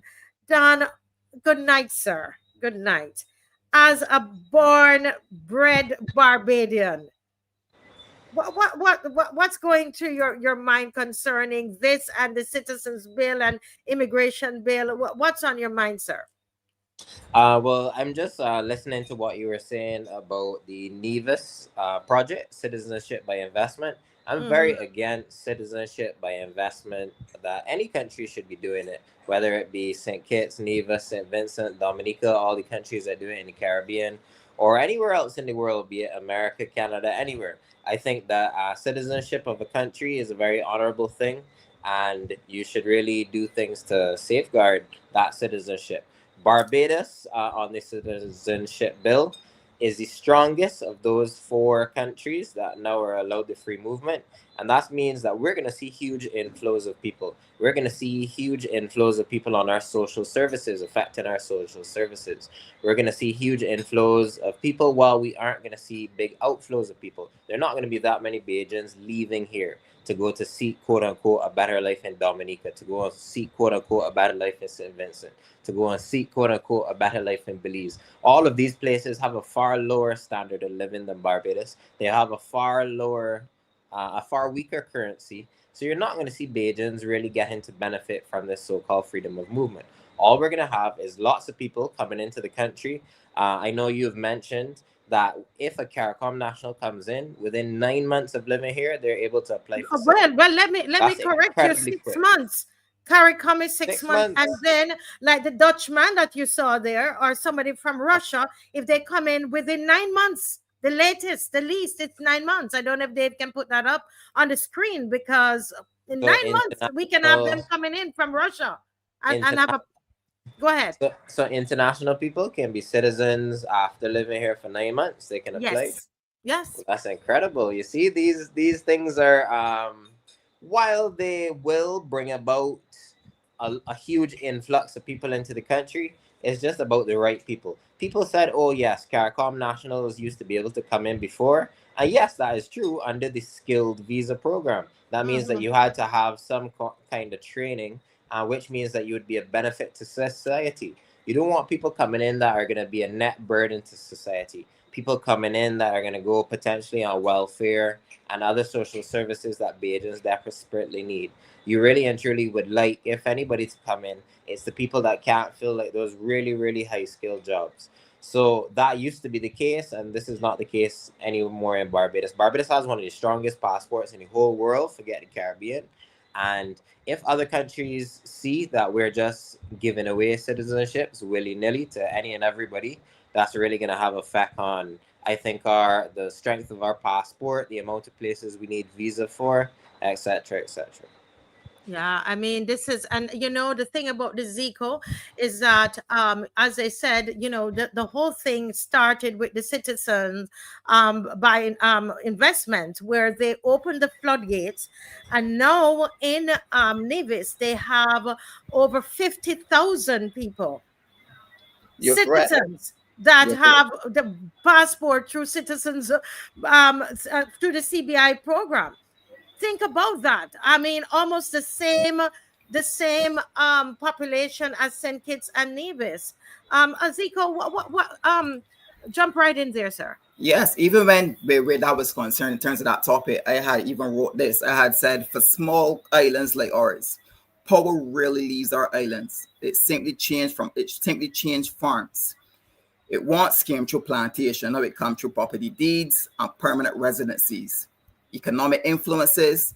If citizenship is made too accessible without deep cultural grounding or genuine community ties, we risk becoming guests in our own homes. Wow. A land managed and shaped by others. And we are saying that Can right you now. read that again? Read that again. Sure. You wrote that while Yeah, the show was going on. Yeah. Read that again, Zico. Right. For small island nations like ours, power really leaves the island. It simply changed farms. Once it came through plantations. Now it comes through property deeds, permanent residency, and economic influences. If citizenship is made too accessible without deep cultural grounding or genuine community ties, we risk becoming guests in our own homes, a land owned and managed and shaped by others. And we are seeing that happening right now. I think we're opening to people and we're selling our control. We're losing our voices to people who have the money, and they're forming our agendas, they're forming our policies. And I think that's very, very dangerous to the everyday man. And we must take control of it. We must speak against it. Because it's too easy. It's way too easy. I'm going to go back to Don, because I know that they don't. Mr. Bob is here with me, and I know Don is not here with me for too long. Don, I am. Do you see? One of the things that we said we're asking tonight is this the new colonialism in the Caribbean? There was a comment here, a wonderful comment that I want. Ryan Rock says the comments are so awesome. I have to read some of them. He says, "Isn't this the same way the slave trade operated, where we were the island of choice to start with? So nothing hasn't changed other than the controllers of the enslaved." Don, any thoughts on that? Is this a form of neocolonialism, you think? Yeah, definitely. I mean, Barbados was the place where the modern day slavery system was invented. The economics of slavery was invented in Barbados, so Ryan is right. And this is definitely neocolonialism. A lot of European, like you say, there are lots of Russians and Chinese and other people in St. Kitts. It very well could become so in Barbados. They used to be attracted to it for the tax, because all of these jurisdictions have very low taxes.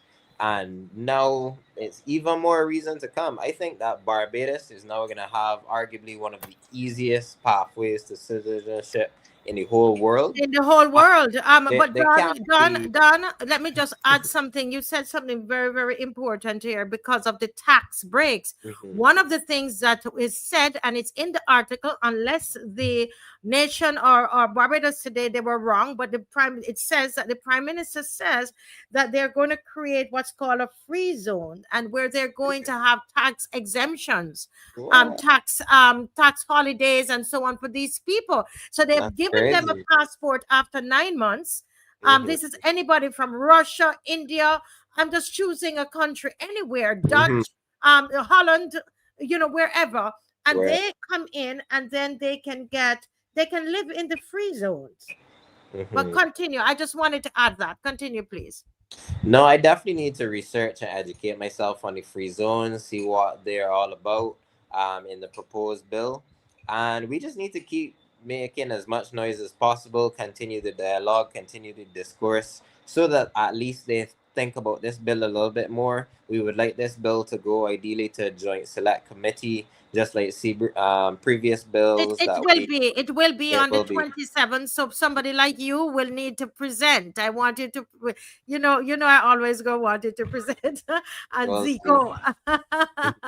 I mean, these points speak for themselves, Marcia, and it doesn't need to be anything fancy at all. If you go in there and say, hey, if people are coming into the country and in less than 12 months can apply for citizenship, there's nowhere else in the world that does that. I can't think of another country, correct me if I'm wrong, but I refuse to believe there's other country in the world that you could go into and live in there for 6 months if you're a CARICOM national, and 9 months if you're from anywhere in the world.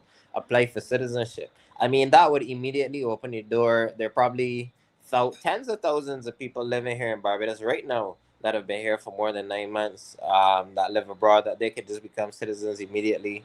And it'll be really interesting if this bill passes to see what a huge influx of citizens we'll have. I just fear that the international community will look down on Barbados and definitely put in place more restrictions, because anybody in the world, you could be from one of the world's most hated countries. I don't personally hate any country, but there are countries that have the power to hate other countries, that have very bad relationships with other countries. So if a country that's quote unquote hated around the world, that citizen comes to Barbados, immediately becomes a citizen of Barbados, tries to get US visas, Canadian visas for other countries, these countries are going to see that as a problem. They're going to see Barbados as way too lax a country. They don't have any internal controls. And I really think that that's going to be the biggest problem. We're going to go from one of the strongest passports to one of the weakest. And there's absolutely no need for that. Yeah, Zico, I see Maxine McLean, a former Minister of Foreign Affairs, and she's getting her stuff together. I dragged her into this tonight, and she's working on. I see her there, and we're going to make sure she come in very soon. But let me, as the young people are here, I want to ask you, Zico, one of the things that they spoke about, the lady spoke about, Honorable Daniel-HODGE and Dr. Bartlett from Nevis. One of the things that they talked about was voting, and their concern is that this is going to affect voting in Nevis and in St. Kitts. Where have you heard that before, Zico? Yeah, probably never heard it before, But realistically, seriously, not only will it dilute, the prestige of Barbados and its passport, but it will also dilute how we normally vote within Barbados. It voices our local citizens within Barbados. We focus upon I would say, our national issues. Is now going to be more focused upon global agendas, and we're starting to see it a little bit more. It's nothing wrong with interconnecting Caribbean countries and issues, but I think we are now drifting from the immediate issues that actually trouble the everyday Barbadian, and now we're starting to spread our arms around and say, all right, cool, we can hug everybody, and I think that's becoming a problem, and it's going to affect voting. It's definitely going to affect voting, and the reason why it's going to affect voting is going to affect the influence, because obviously if you're welcoming me into your country very cheaply, easily, and saying, well, here you go for some citizenship, obviously I am going to definitely vote for you, because you basically, granted me something that came so cheaply, and that's the reality of it. And where that may be good for them, what it does to us, and don't mention it, other people is going to see it as a loophole, and is going to introduce a lot of different problems and a lot of different problematic trends as well. And people are going to look at it and say, well, you know what, we have to really and truly look at Barbados differently, because really and truly people coming in and out of Barbados like this is becoming a loophole, and then eventually it's also going to dilute the passport and devalue the passport as well. And I think that is a big problem that we have to face. Yes, and Don, as Dave is putting up the video of a this young man, and this is the last question because I know you gotta run. Dave, if you can just put up the video with the young men who are sitting down discussing, all that's happening, and primarily they were talking about the immigration, the free zone, and not the free zone, the free movement bill, and opening up, on October 1st, etc.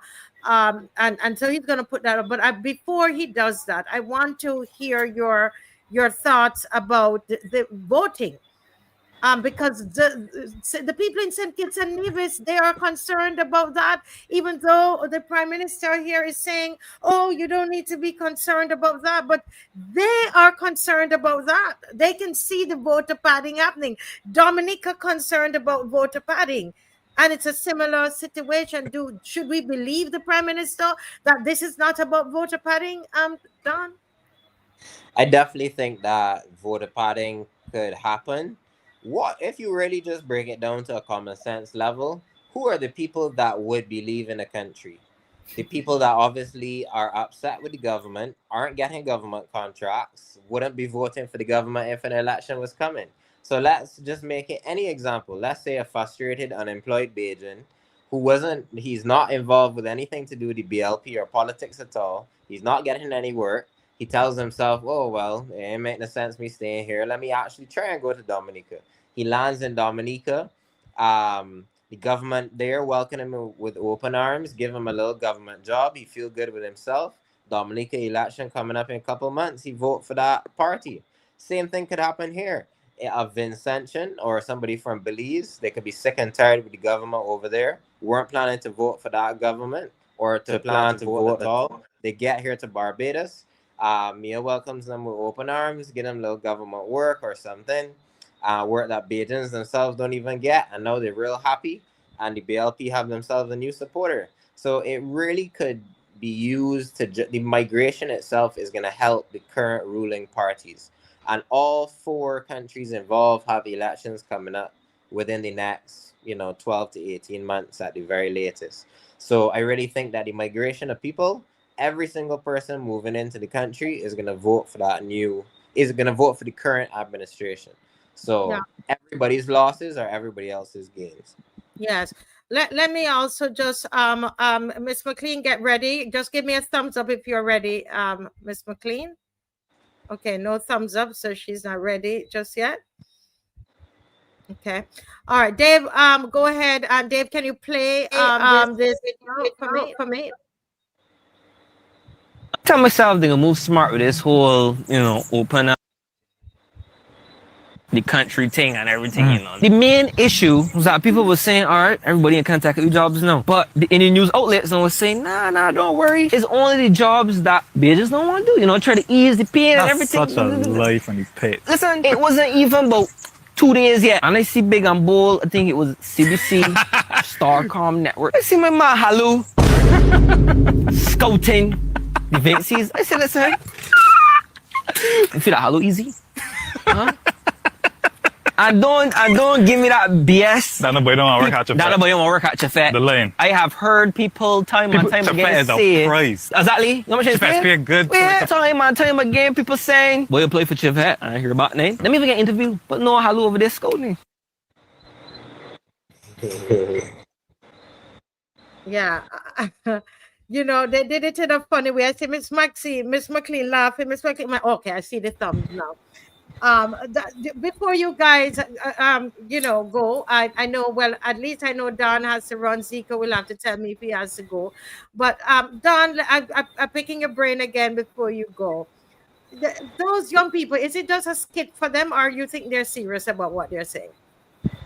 No, they're dead serious. Obviously, the government would be trying to do damage control, telling Bajans that, oh no, these are just for jobs that y'all don't want. But all of these other countries, Marcia, the minimum wage is half that in Barbados. If not half, is slightly less. So everybody is getting a great deal coming to Barbados.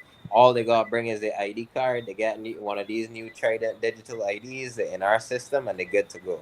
They could be a citizen in 9 months, benefit from that, benefit from being able to get into England without a visa, so many other countries in the world. So yeah, the points I would leave y'all with tonight is that there's going to be a serious eroding of the value of our passport, while there was absolutely no need for it. And obviously the main, biggest, most important point is the youth are going to be the biggest people hurt by this, because people are going to come and take the jobs that the youth already don't have. Even if you want to say that unemployment is low right now, arguably I would disagree with that. But underemployment is the biggest problem with our youth. You can't say that somebody working all week and only taking home $300 or $400, that's not employment. That's underemployment. And these same jobs are the same jobs that are still going to come and taken from our youth. So we really need to be vigilant. Yes. Well, thank you so much. Thank you so much, Don. And we went over time with the Nevisians, but it was necessary for them to just share with us their heart and for us to understand what they're going through. Thank you, Don.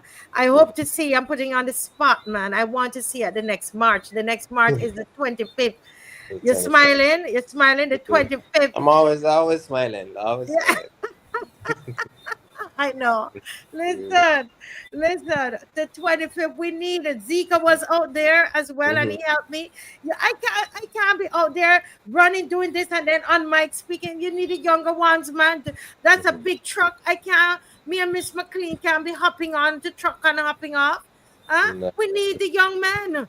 it's true. It's true. Thank you for coming, Don. I appreciate it. Yeah, Zika, I know will hang out with me a little bit. Thank you, Don. Thanks. Okay. Yeah. Look forward to hearing the rest of this discussion. Good night, Yes. guys. Good night. Good night. Good Good night. night. Good night. Well, guys, permit me to again reintroduce to the Marcy Week Show Maxine McLean. She is our former Minister of Foreign Affairs, and I tell you, she's actually the person who brought this issue to me. Where she disappear? No. Who brought this issue to the Marcy Week Show, and we were supposed to have had Rose Carbon, but I did not get a confirmation. I had to rush to Miss McLean last minute. I said, "You got to come on," and you know, I know she has a lot. You know, what she has is going to be quite substantial to share with us. And then, guys, we're going to jump in. So let's just give her the space for a couple minutes to share what's on her heart. Go right ahead, Miss McLean. Hi, and good evening. I unfortunately could not hear all. It seemed as though the gremlins were interfering with my computer. I was trying to get on and I heard some of what was said, but I am really perturbed when to hear from the two politicians from Nevis. Yes. Because, you know, as I listened to the latter part, because that's when I was able to get on. And as you know, I rush home from a relative to come and do this because I think it's so important. There's a saying that when your neighbor's house is on fire, you wet yours. And that is what we have to do, because what we are hearing, there are so many similarities. It's as though a small group of people, political leaders in the Caribbean, have sat down. You talked about Zico talked about neocolonialism and so on. And yes, we need to welcome foreign investment. Yes, there's scope to welcome expatriates, because I will say this, Marcia, and people may say that I am being alarmist or being ridiculous. But the more I listen to this, the more I am of the opinion that the decisions of some of these Caribbean leaders is less about the interests of CARICOM and regional integration, and more about pandering to the desires, not even the needs, the desires and wishes of a small number of filthy rich people. And I emphasize the word filthy rich, because and in order to talk about Barbados, I think I have to say a little bit about what I came across in terms of Nevis and what was reinforced for me. We are hearing of a proposal to sell 10% of an island, and they throw about words, free zones. But recall that the initial communication on this was not about free zones. It was about a free society. A free society, free, and this is my interpretation, free of any say by the Premier or the Prime Minister, the Premier of Nevis or the Prime Minister of the Federation of Nevis, St. Kitts and Nevis, free of any say from the heads of CARICOM, because St. Kitts and Nevis is a member state of CARICOM. Yes.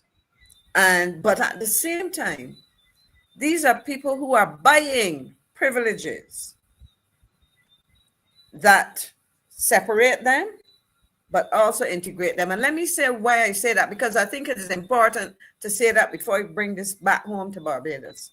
If I understood correctly, and I can't remember which lady was who in terms of the names, because as I said, I didn't get to join from the beginning. I was having a little problem getting on. But did I hear one of those officials, politicians, say that provision would be made for those people who go to settle in Nevis if this thing were to happen? Will also, and this is my word, automatically become citizens by investment. They pay to become citizens by investment. Yes, that's what. Think that's about what that. Think about that, Marcia. And I think it is important to listen to this because that's where it connects to Barbados. St. Kitts and Nevis, to all intents and purposes, can do what they want to do. Something as extreme. I don't want to use any other terms because, as you say, I try to be diplomatic. The Premier of St. Kitts and Nevis was my counterpart, Foreign Minister, for a while. He joined me as Foreign Minister for a few years. But in doing that, if they in fact are able to set up this free state, and I use the Free Society, I use the language that was used. You say he's a Dutchman? Yes. By him in his first video, because remember, there was a video that was taken down and then they had a press conference and then started talking about free economic zone and Dubai and so on. Now, if they are there, on the one hand, they are independent, autonomous, you can't interfere with them. On the other hand, they are receiving a passport of St. Kitts and Nevis. And part of our discussion about this free movement, as it relates to Dominica in the first instance, which also has a program of citizenship by investment. Yes. Those people become, because I have been researching it and I am more and more convinced, and I keep trying to get a definitive position, but I'll come back to that. So let us assume, so that nobody accuses me of misleading anybody, let us assume that I am correct, that what has happened is that those citizens by investment are entitled to all the rights and privileges of a native-born citizen of Dominica in the first instance, and of St. Kitts and Nevis, because they are part of CARICOM. You understand what that means? Here we have a bunch of people, a group of people, they said about 10,000 that they're looking at, a number of 10,000 people carrying a passport, which entitles them to free movement eventually if they participate. Now, first of all, this is going to get a little more complicated. Within the OECS, there's already free movement. So theoretically, one of these people who move into Nevis under this scheme, living in their free society, free zone, whatever they want to call it, becomes, they have access to Dominica. And theoretically, they can become Dominican citizens. And you know what that means? They have free access to Barbados too. Barbados, yeah. You see, so that's why I felt it absolutely necessary, Marcia, to and to Zico and Mr. Bab. Always. To flesh this out, because you see, I mean, people are playing games with us. If I bring it to Barbados, the government of Barbados, they are playing games with us. I sat down yesterday and I listened to the debate in Parliament. And I said to myself, the 28, because the speaker does not speak in Parliament. He does not speak on bills, etc. The 28 people of the government should be ashamed of themselves, because they are dancing around issues and none of them, well, I don't even know if they've sat down to analyze this, because every time we hear a bit more, we begin to see the potential implications, the ramifications, the complications that these things throw up. Because here we are talking about the Citizenship Bill that has gone to Parliament, was debated and passed. Well, they sent it to a select committee. But let me say this, and I say from a theoretical perspective and from a practical perspective, because that is what was done primarily when I was part of the David Thompson and later from the Stewart cabinet.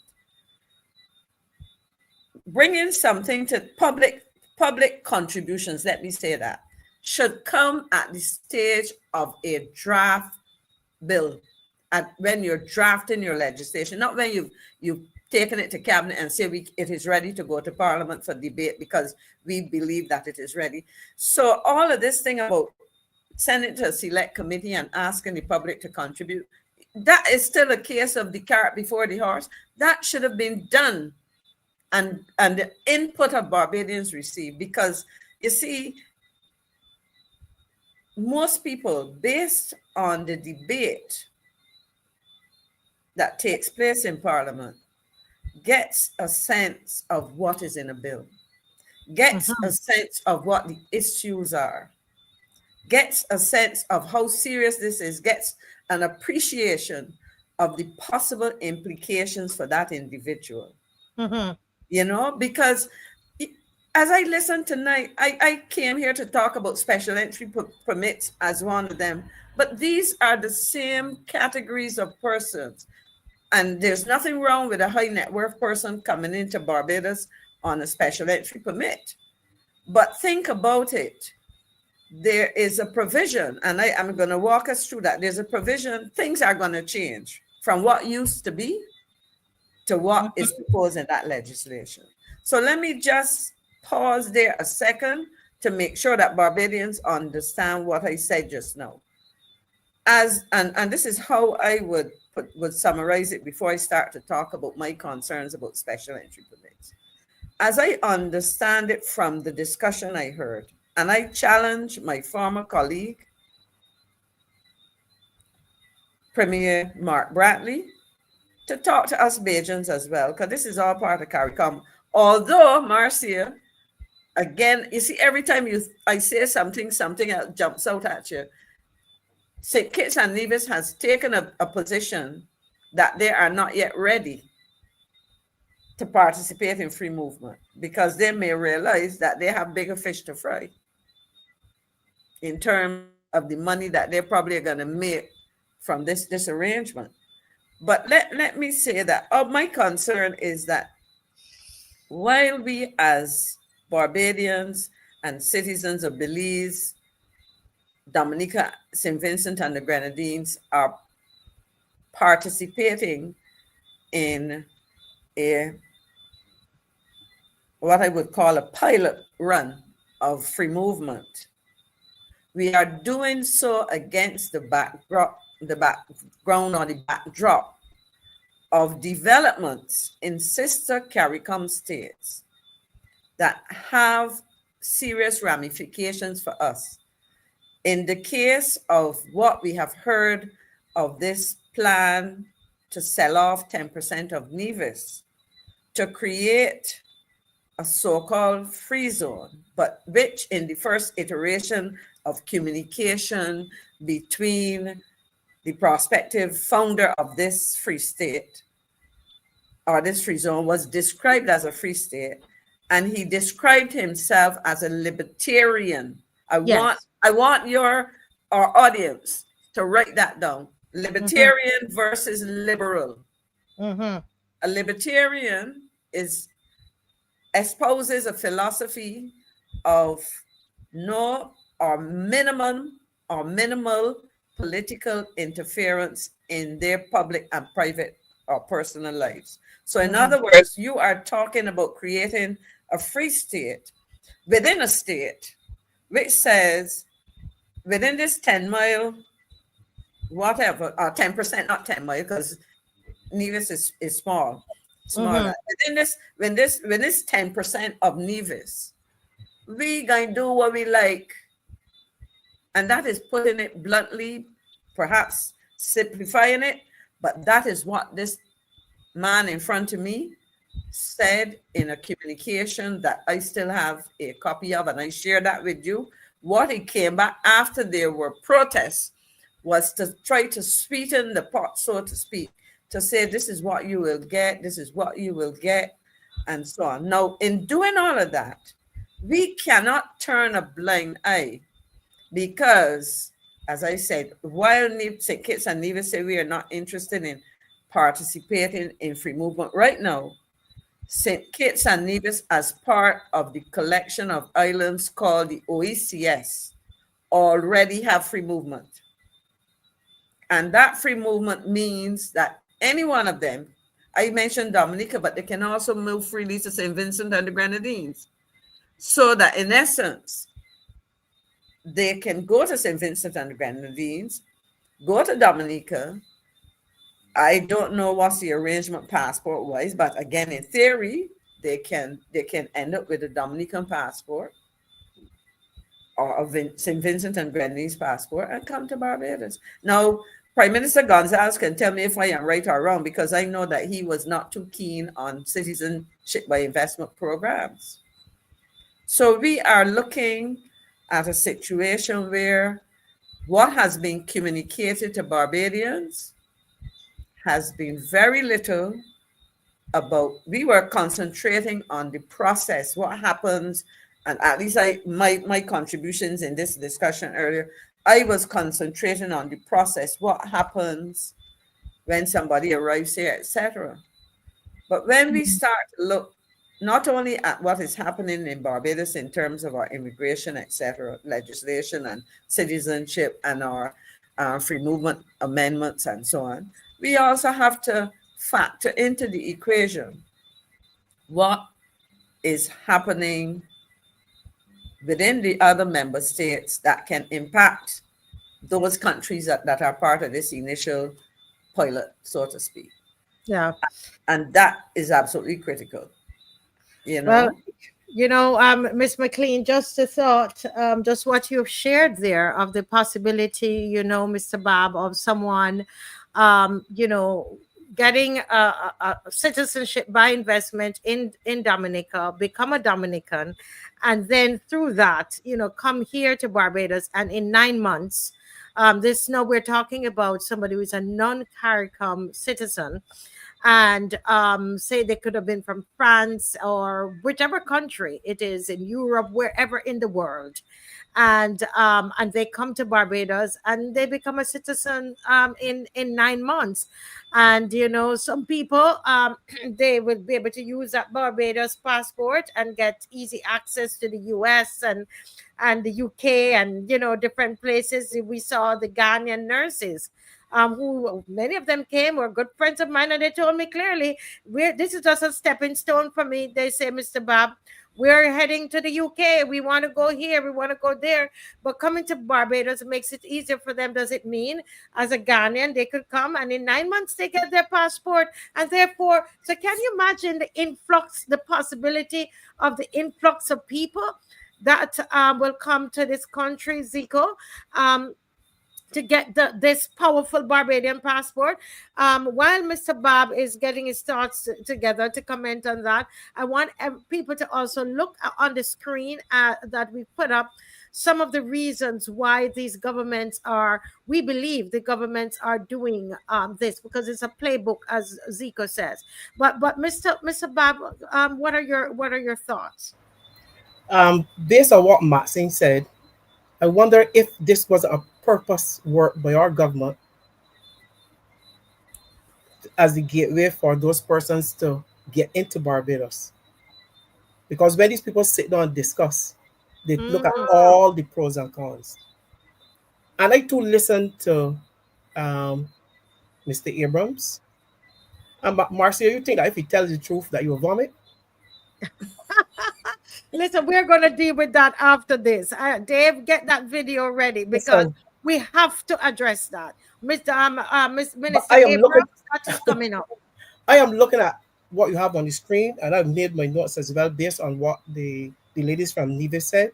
And exactly what you have in summary is what they were saying. They target those countries who are having financial problems.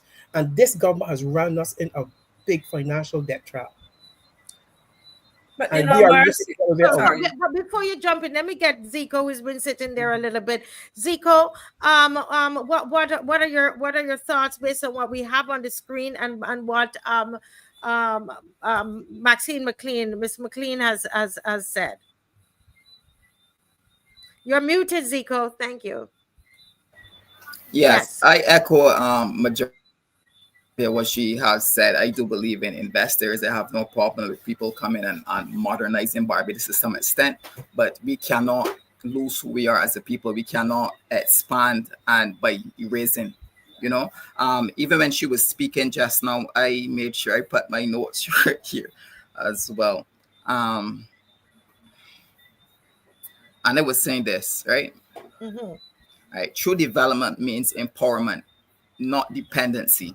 If our laws serve to strengthen our people and our identity and our sovereignty, that means we're on the right track. But if it's not, and it spells displacement under the flag or modernization, then for sure we know we're living through colonization for sure. All right. And this is what I am so scared about, because really and truly, if we are attracting just investors, the reality of it is that we are displacing our people, because majority of the times people is going to come and they're going to buy up our lands, you know, they're going to buy up our premium property, and eventually we, the citizens, will lose control because we don't own it anymore. And the reality of it is that people is going to come in, use Barbados as a stepping stone and step right back out. So the investment is only going to be temporary. The money is not going to circulate within Barbados. The money is just to come passing, and it goes back to where it originally came from in the first place. And that's my fear where this is concerned. And I think that we are erasing and not expanding. I think we are replacing, you know, and calling it development or calling it integration. I don't think that's what it is, because we're not protecting our identity. We're not protecting our cultural norms. And this is where it's so scary. We can't do it in the name of economics. It must be a point where we say, all right, cool, enough is enough. And we have to look at it again, because really and truly, we will feel it. Probably not in the next 5 years, probably not in the next 10 years, but we will, because the majority of the people that will come to Barbados will be those who can be buying our premium property. And we can't tell them no after they spend the money. We can't tell them put it back or give it back. And that's the sad reality of it, you know. And if you're doing it just to pay our debts, and if you're doing it just because the PM now scratching the head, how we can pay back the loans that we have to pay. So what's the steps we have to take? I think we going down the wrong road. I definitely think we're going down the wrong road. Yeah. Michelle says, thank you, Zico. And Miss McLean is going to jump in here, but let me just read what's on the screen, and then we're going to go straight to her. Why is this happening? Economic desperation. Governments drowning in debt. Debt sounds familiar, guys. We are the most indebted in the entire Caribbean. Miss McLean can correct me on that, but based on what I've seen, governments drowning in debt and grasping for quick fixes. Global imitation. We're copying Western and globalist policies instead of creating Caribbean solutions. Our Prime Minister is on a plane. Actually, right now, we learned through Mr. Thorne that she was leaving on Tuesday, which is why they had to have Parliament on Monday. Right? We don't know where in the world she is right now. We're copying Western and globalist policies instead of creating Caribbean solutions. The other one is WEF. The WEF, the driven ideology of open borders. The push for a borderless world that weakens national control. Political ambition to attract quick foreign funding. And if Dave could go up a little bit more, where the leaders go up, leaders are trading sovereignty for short-term money. Sounds familiar. Every time they come back, there's a loan. There's a grant that we get in Barbados. Majority of the time when our Prime Minister travels, she comes back with her hands full. And for foreign praise. For foreign praise. Wow. Miss McLean. Yes, I was looking at this whole issue of reliance on this citizenship by investment, because you correctly made reference earlier to a program that the Barbadian government has in place. It's SERP, special entry, where people have special entry permits. We don't have officially a citizenship by investment program. But I want Barbadians. We officially do not have one. That's right. We don't call it that. But we have SERP. And this is SERP, but I call it SYRUP. That's why I spell SERP. I think so. Yeah, syrup. Anyhow. And I want, before somebody jumps on here and said, but we have had special entry permits. The Frontier Short administration introduced or had special entry permits, but I want people to make a note of this and go and research what existed, what is in the legislation. In the Immigration Act, Chapter 190, it is a 2007 Act. There was an amendment in 2050 regulations, and it was the Immigration Biometrics Regulations Act 2050. And in part 1, the preliminary, and I will quote, it says special entry permit, and that's where we have definition. It says means of permit which the chief immigration officer grants a non-national for the purposes of residing in Barbados for a period of up to 10 years or indefinitely. But notice what I say, capital B-U-T. The permit shall not, S-H-A-L-L-N-O-T, shall not confer on the non-national the right to A, engage in employment unless specified by the minister responsible for immigration, B, have the time granted for the purpose of residing in Barbados count towards automatically acquiring citizenship under Section 3A1A of the Constitution of Barbados. So in other words, you could have gotten special permission to stay here because you had a luxury villa and you had retired, or you were ailing, or your parents were here a lot, and rather than have to come and go every 3 months because you had 90-day stays, so you'd have to go and renew it every 3 months, you could have had a special entry to remain longer. But you could not say, I have been here and therefore qualify. Remember, so notice what we are moving from now, Marcia, because I think you made reference to it when you were speaking earlier. In terms of who qualifies to become a citizen, there's a provision, and it spells out, includes an issue of 6 months. And there's another one which talks about non-CARICOM people, and it says 9 months. But remember, before, if you had a special entry permit, even if you were here up to, because this would probably take you up normally to about 10 years or something, and then, but you could extend it. But what it really is saying is that even if you were here indefinitely, you did not qualify on the basis of being here. Right. On that special entry permit to become a citizen.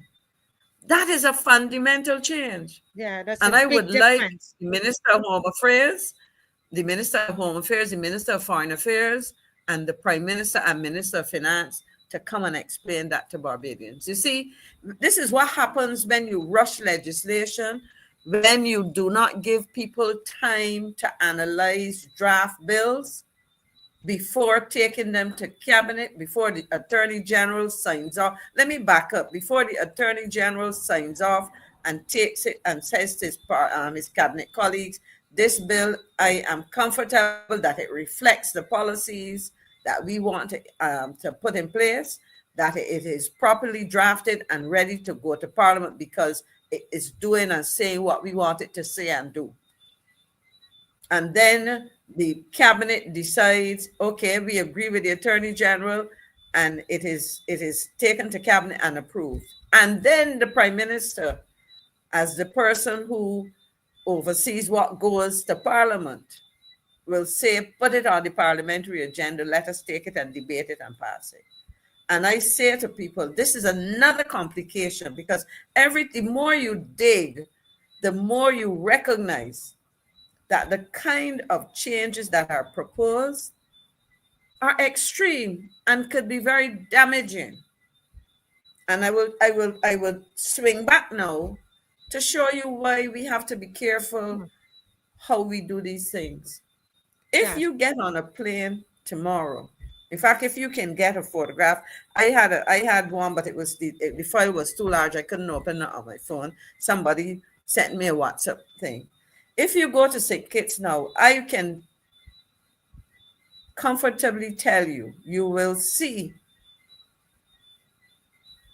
rows and rows of townhouses, condominiums called multi-story complexes, constructed as part of the requirement under their Citizenship by Investment program, and acquired and owned by those new citizens, never occupied or very infrequently occupied. I would hazard a guess that you could move the entire population of Nevis, because they said it's what, 15,000 people? Based on the units that I've seen, they could probably move the entire population to Nevis and put them in those houses and sell the whole island based on what they're doing, because people purchase this and you go through this routine of doing that, but they are not occupied. So they're not creating jobs because they're shut up most of the time. The jobs created will be minimal, and we can see maybe somebody to maintain the property, somebody to go and clean it and service the AC units or whatever now and again. But that's a problem. So part of the issue now is that you have these vacant properties sitting on, land. The islands are not big, they're smaller than Barbados. In addition to that, there's the economic activity that you hope would have come from diversifying the economy has not happened. In fact, unfortunately, when I tried to get information on the number of these passports that would have been sold, the various sources that you look at, whether it is the OECD, European Union, through a commission or whoever else, will tell you that there's no very formal and clear-cut reporting procedure which would allow us to know how many houses there are. I mean, not houses, how many passports have sold. So as a consequence, whether you're a citizen, part of the opposition, or even perhaps a backbencher in one of the administrations over the 40-something years or whatever they've been doing this, cannot tell you categorically how much money the country made. Yes. And in all of that, if you check, you would realize that right now, like us, the government of St. Kitts and Nevis engaging on borrowing, foreign borrowing too, IMF and so on. So I am sharing all of this. I mean, people may ask, what's this got to do with anything? Everything. What it is really saying is that the strategies that these people have used, which kind of mirror some of what is happening here, is not benefiting the population. It is not benefiting the population. And I would hazard a guess that what we're seeing here is not going to benefit the population. I want these, if I have time, I will speak. Having said that, I will speak to this thing that people like, to this flag that they like to wave in our face about Dubai. Yeah. Well, we're going to do that one. We're going to do that a whole, spend some time and do that. But let me get some of the others in this conversation. Dave, can you check your WhatsApp? Because we need to look at what really happened in Parliament between Mr. Rob Thorne and between Wilfred Abrams, because really and truly, this is the crux, I would say, Miss McLean, of what is going on in Barbados. There's a lack of trust because the perception is there, and we see it before us, Zico and Mr. Bob, that these people in government, that they are lying to us. I'm not saying that they're liars. I am saying that they are lying to us. We have as the citizens, we know what we heard with our ears. And Dave, if Dave could play this for me before we comment on it. Dave, go ahead and play.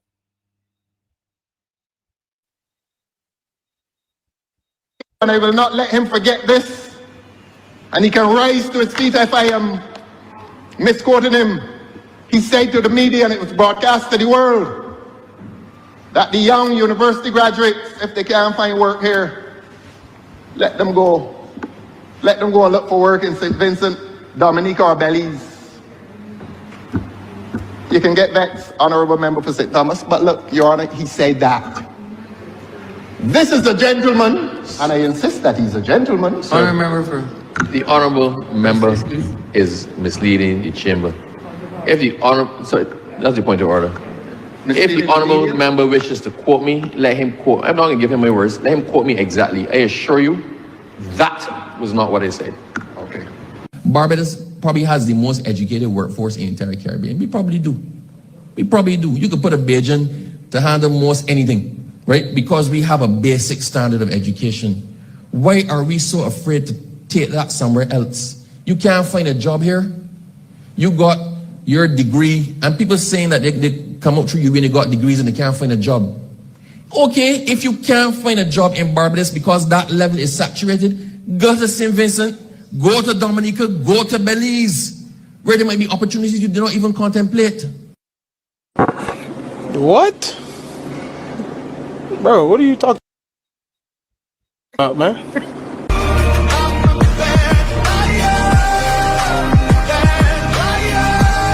Yeah.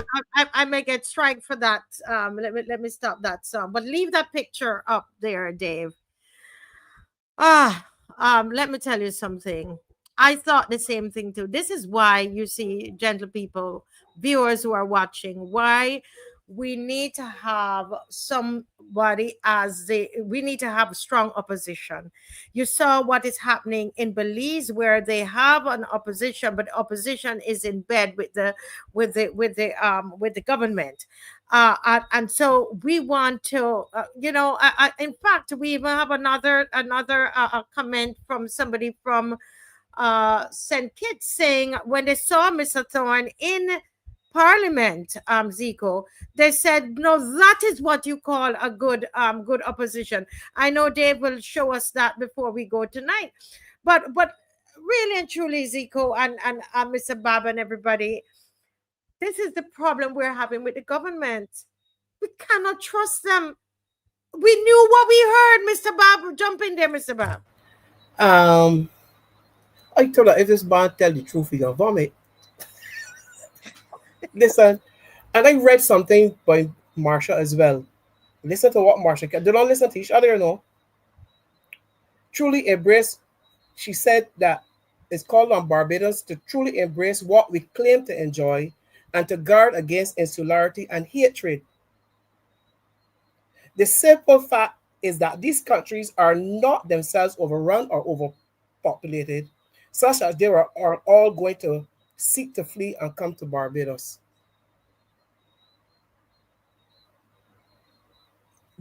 So she is making the point that we don't have to worry about this what they're doing. That they're not going to run here. But here is that her colleague is saying to our people, if you can't get a job there, go there. And they claim me that I did not see it. So on one hand, they're trying to convince us there's nothing. And Zico said earlier, that is not something that will happen in next year. We're talking about down the road and how it would affect this country. But they want to give a simplistic approach to a serious problem that once implemented is going to be very detrimental to our future as a nation. I love what you say, a simplistic response to something that could change Barbados forever, thinking, oh, they don't have enough people there, so they're not coming anyway. So why did you do the bill? Why were you passing the bill then? The question is why the extreme changes that are being mentioned, and why the rush? Why the rush? It's a very, very good question. But Zico, let me ask you, you're a young person, and the clip we just showed you, it's an outright, what was said, I'm not calling the person a liar, but what was said is an outright lie, because we knew what we heard, and then we saw him in Parliament saying the opposite. As a young person, what is that saying to you? It's a slap in the face. It's a slap in the face for every young person who's been out there trying to get a job that basically warrant their degree. Saying that you need to go elsewhere if you can't find a job in Barbados shows the desensitization among these people, and it is very, very sad. I mean, like today, really and truly, my spirit is even saddened through even the whole night, even having this conversation yesterday with somebody as well. Because really and truly, if you're running a business, it's about the enrichment of the business, the owner, and his partners. We understand that. The investment is about the enrichment of its owners and its partners. When you're running a country, it's about the development and the enrichment of its people.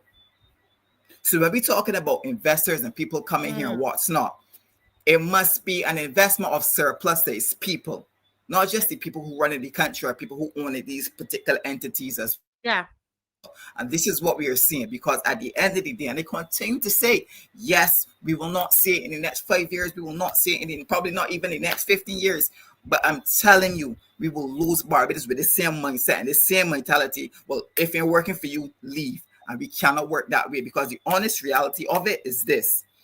If we are working in a way where we're investing into our people, and we're talking about development, we're talking about social development, then for sure we're talking about empowerment. And if you're talking about empowerment, it can't be about dependency. And right now what we're talking about is dependency. We're dependent on people to come here to invest so we can eat. It's not about empowerment of the people. It's about bringing investors so we can depend on them so we can eat, or so we can serve, I should say, whether it's another hotel or another, high rise or whatever the case may be. And it cannot be like that. For a business, sure, for a business, kudos, is a wonderful game plan. But when you are running a country, the mindset, the worldview, the perspective must be totally different. How am I empowering my people? And if it is that the surplus is for those who are coming into Barbados, then we have to revisit it. And then we know for sure we have a problem. And even when he said it, in terms of, well, if all those who said I had a degree and they went to University of West Indies and they can't find a job, well, go elsewhere. What are you saying? So you're trying to say the young Bajan people lazy? No. It comes to a place where I went to school and I'm certified in a particular subject, and the one was warranted to me, whether it's in the salary. So don't disrespect me or then discard what it is that I am trying to do or saying by telling me to go to another country. No, that means you're not empowering me. That means you're not empowering your people. That means you're not even listening to your people, because their concerns should be your concerns. And this is why it's so insulting, and that's why it saddens me when I realize that these people really totally disconnected from what's going on in Barbados. Totally disconnected. I mean, when you look at it, minimum wage compared to the other countries, compared to us, what are the benefits for Barbados? Don't tell me just pension. Don't tell me just because the birth rate low. It must be something deeper than that, because we are no longer in control. When we open our borders, and we sell our land, and we sell our property, we bring investors to come in, we lose control. Our voices are now drowned out by economics, by papers. And when we was talking about colonialism, yes, nobody they come up on ships, no more, but they come with flights, they come with property deeds, they comes with investment papers, and they say, you know what, this is what we want to happen. And then from there, we lose our voice, we lose our power. Because what we can negotiate with? Tell me what we can negotiate with. We're not got economics no more. Other people coming in and own one side of the island, that's but they own the next side of the island. What power will we have? And I'm not saying that, I don't welcome investors. We need investors. For sure, I am not saying that at all. We need it. But it can't be based on dependency. It can't be desperation. Yes, we can expand, but we are going to surrender. Yes, we can welcome people into our borders. Yes, we can say, come, whoever the case may be, work, but it must be on our terms. It can't be so cheaply. It can't be like, or even with the same thing when the youngsters was talking about, he saw the ad with Hello and whatever the case may be. You know what I was? What I really was? It was about really and truly bringing new employees to Shafat. It was an invitation. It had nothing really and truly to do with Hello bringing in people. It was an invitation to let the world know Barbados talent wanted to come. There's opportunity. Barbados talent you come. There's work. To bring the ice to say, you know what? Look at this brochure. Look at what Barbados have to offer. And then the people in Barbados asking what it is you have to offer us. And when we look at the last bills which was attempted to be passed, none of them benefited the everyday man. Not one benefited the everyday man. It was about taxing them or finding a way to get more money out in the pocket. It was about, I want money, my friends. That's what it was about. None of them say, well, you know what? how we can improve, how we can really create opportunities for these young people, how we can really empower our people without selling out our people, without selling out our lands, without selling out our citizenship, without giving away our passport, without giving away our prestige and our power. Tell me how. So when he come and he say things like this here, I mean, it saddens and it really makes me wonder what Barbados got in store for me in the future. So then imagine the young ones that coming up in student loans and the student debt and trying to find and trying to make something happen. You tell them we'll get somebody else then. That means you say Barbados is you're no longer welcoming your citizens to work here. If you go left, it shows complete desensitization. Yeah. Insensitive, yeah. Yeah. So yeah, that's I mean, it saddens me, man. It really saddens me. Yeah.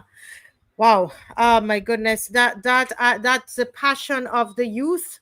Mr. Bob, that's the passion of the youth coming out right there, and you could feel that to your toes, and that's how we're going to get change in this country. As Barbadians, we've got to feel it, right? It's not just in our heads. It's not something that's just happening in our heads, but we've got to get it. We got to feel it. It got to touch us. We have to be moved by it. Really.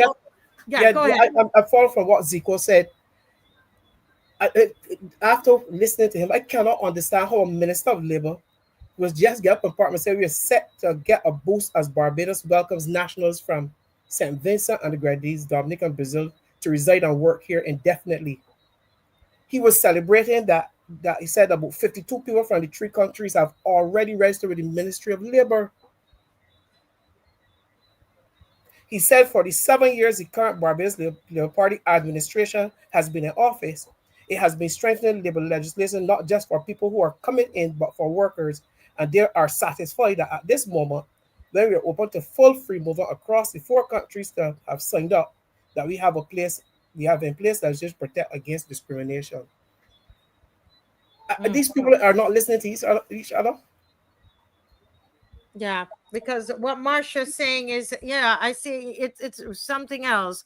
It's very, very interesting, guys. Feel free to call us. We didn't have any call we didn't have any callers the last show because we had so much information to get out, guys. Please see with us, but it's a lot of information,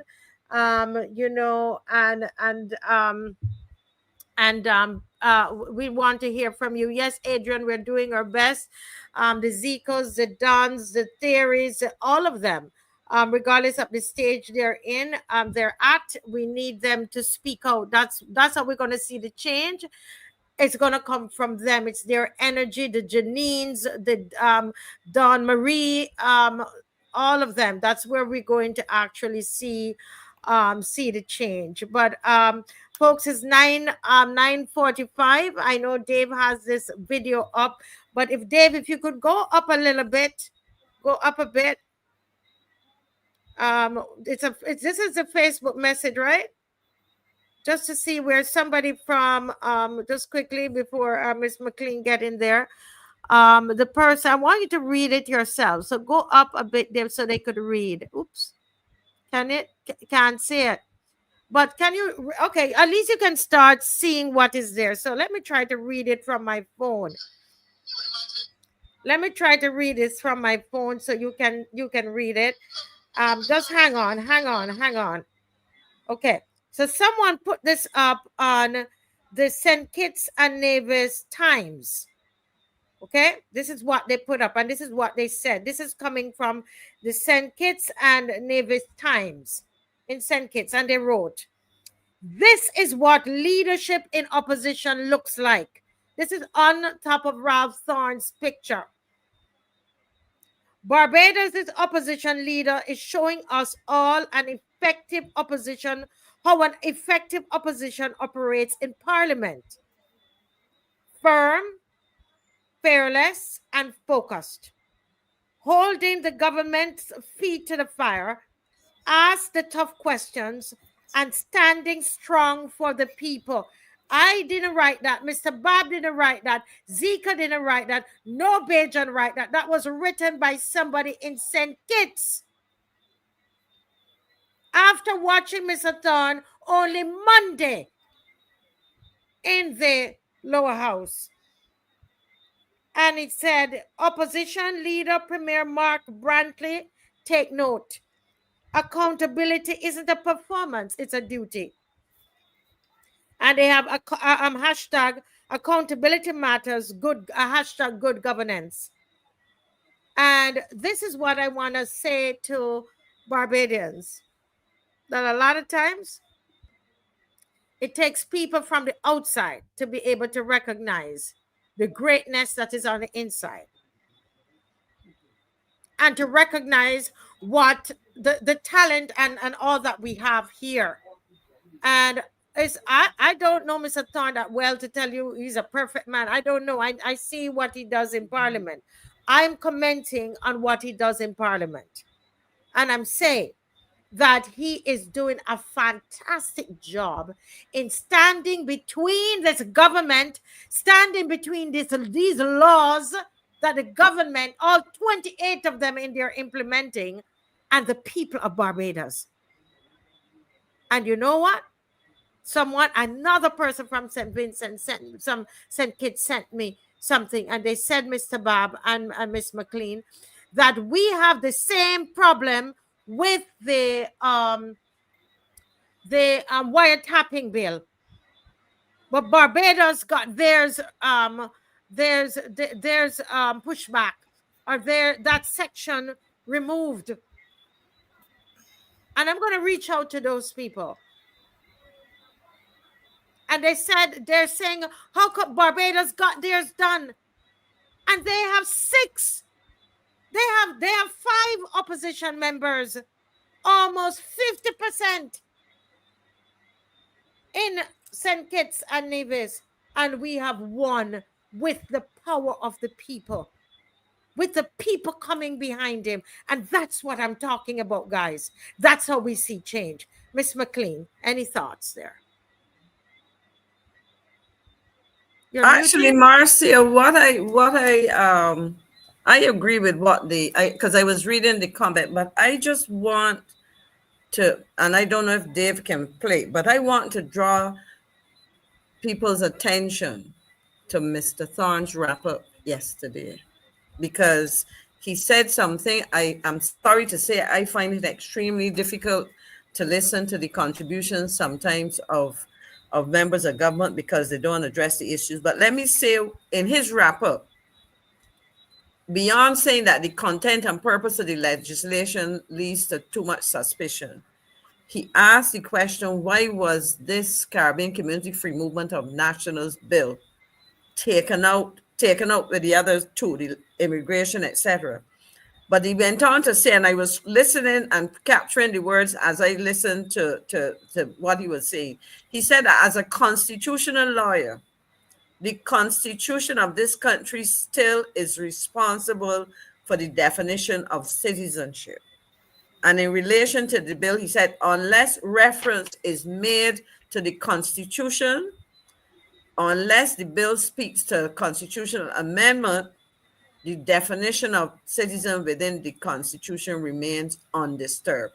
The basic thing is that he's saying that here you're talking about citizen who becomes a citizen, etc., and they are doing this totally ignoring the supreme document, the Constitution. And so in essence, I was waiting to hear, I didn't get a chance.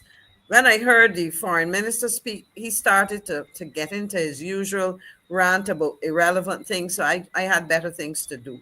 But I challenge anybody to show me where, having highlighted that very important point, it was his last point. He said that was his wrap up. I listened to the debate yesterday, and as I was listening, I went and I pulled it up on my tablet and I was listening, and I asked Barbadians to listen to that. And because he's saying, unless the particular bill even made reference to the need to amend the Constitution, what they did yesterday, and if they pass it, it really contravenes, or it flies in the face of the Constitution. And I think that's a critical point. And I do not believe, I may be wrong, I didn't hear any media house cover it, because I listened to the news from 5 o'clock in the morning on CBC, 5:30 on VOB, and I switched between stations until 8:30 when you hear the last news in the morning from VOB. And I did not hear anybody refer to that as well. And Yes. so I think that is something we need to listen to, because to me, that's one of the most important points he made yesterday, along with all the other things that he said. That If you can, yeah, Dave, if you can try to find it for us as we close. We have a caller on the line. Caller, welcome. Tell Dave to listen. Tell Dave to listen around 3 hours 11 minutes. If he goes about 3 hours 11 minutes around there, probably will fit in the towards the end of what he was playing just now. Okay, all right. He was playing an excerpt. So if somebody has the actual presentation, could send it, just send it along, and Dave would look at 3:11. Thank you so much. All right, go ahead. And I know this caller, but you're gonna hear his voice. Go right ahead, caller. Well, good night, Marcia. Yeah, can you hear him go? Mr. It's low, a bit low. Can you speak a little louder for us, please? Yeah, good night to everyone. Yes, better. Well, I have been quiet for quite some time because, believe you me, I have become so angry and upset about the style of governance that we are having in Barbados, and it is totally insensitive and indifferent to the needs of Barbadians. But I would like to say that the people of the Caribbean are under siege by a black political class who are suffering from an acute stage of historical and experiential amnesia, right? Because they don't know history, and they don't know the consequences of the brutal history that we passed through from the time we were captured in Africa until now. We are also seeing evidence of an oppressive moral degeneracy, criminal intent, constitutional vandalism, sedition, and high treason against Barbadians and the citizens of the Caribbean. We must now accept that governance in Barbados and the Caribbean has never been, is not now, and will never be democratic until and unless we take decisive, uncompromising action to radically limit the power of political parties, politicians, and the government. And finally, we, the citizens of Barbados and the Caribbean, must accept that governments and governance in our islands are not democratic. Governance is simply a continuation of an entrenched, corrupt colonial conspiracy against Caribbean citizens. Yes, Mr. Newton? Yes, please. Yes, thank you so much for your contribution. And it's a pleasure hearing your voice again. We need to hear your voice. Okay, thank you. Thank you. Thank you. Thank you. Dave, is it 211 or 311 is he to look for? 211 or 311? And while we're figuring that out, we do have another caller. 311. 311. So Dave, if you can, this is of Mr. Thorns speaking.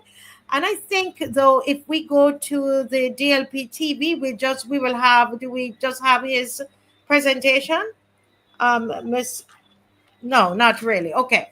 311, Dave, of the parliamentary, of the debate yesterday. Okay. Thank you. Good night. Welcome to the Marcia Week Show. Good evening, Marcia, Maxine, Mr. What's the name again? Mr. Bob and Mr. Zico. Zico has won the medal for the night, boy. He's won gold. Why you say that? Man has won gold. Why you say that? You're a former senator. You could be his dad. Why are you saying that? No, he has won goal because he has won goal. He is fluent. Didn't have to feel for his words. Absolutely nothing. And everything he said is true. And I have no problem in giving a young person. That's why I sit back and I allow them to speak.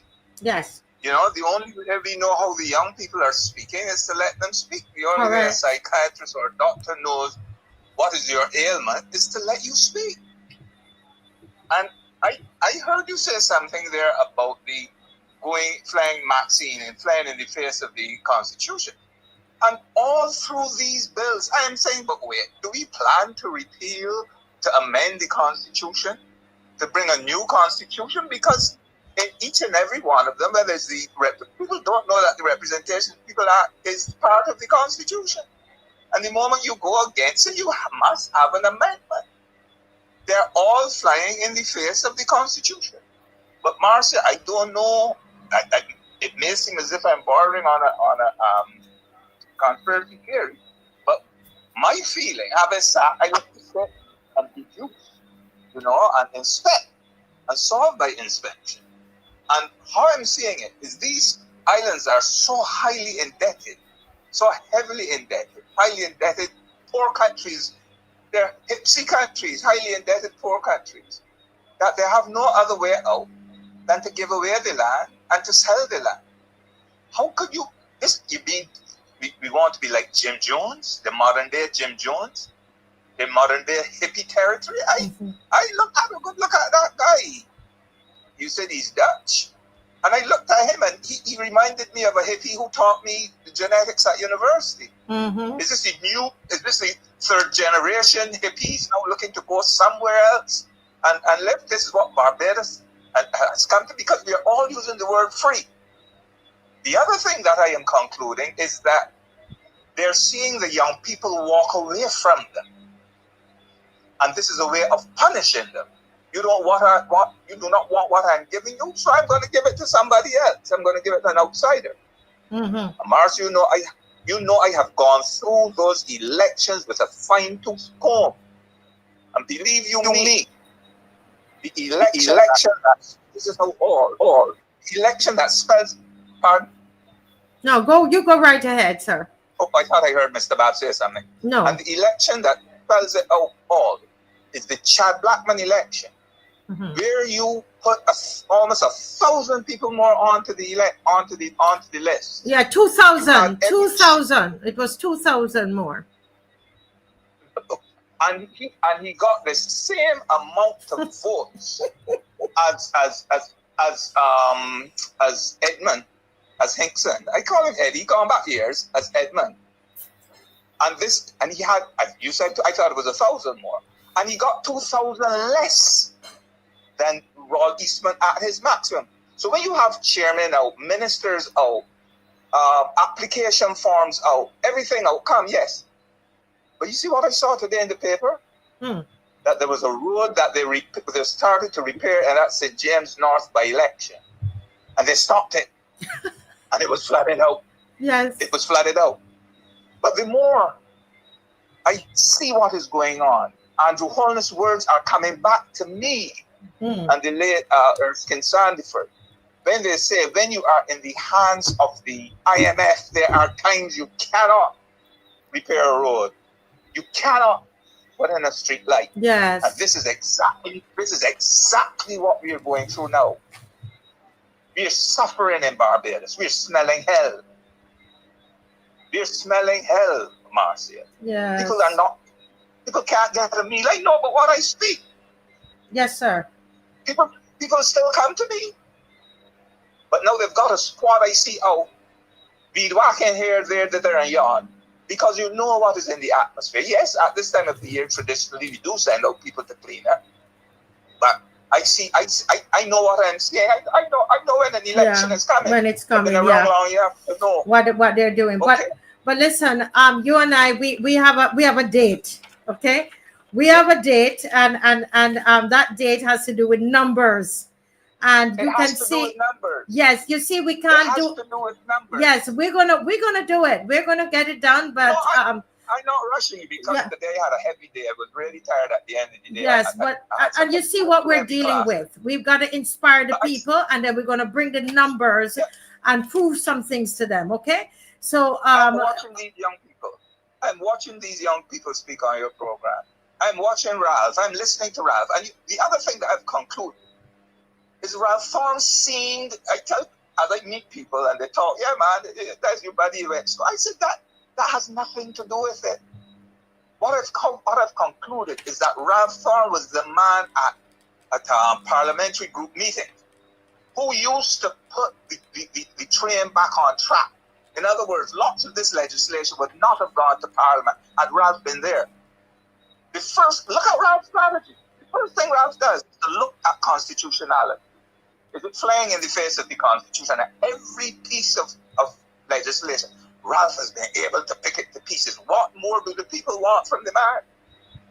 What more do they want from the man? Correct. This nonsense about we not going out to vote.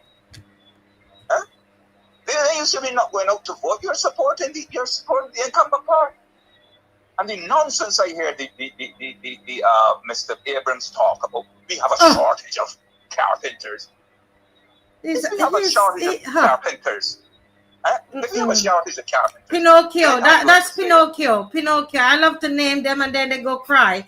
That's Pinocchio, Minister Pinocchio. But let's go. We have to run. But you and I, we will continue to talk. Mr. Gill, it's always a pleasure to hear you. Okay. All right. God bless you. Yeah.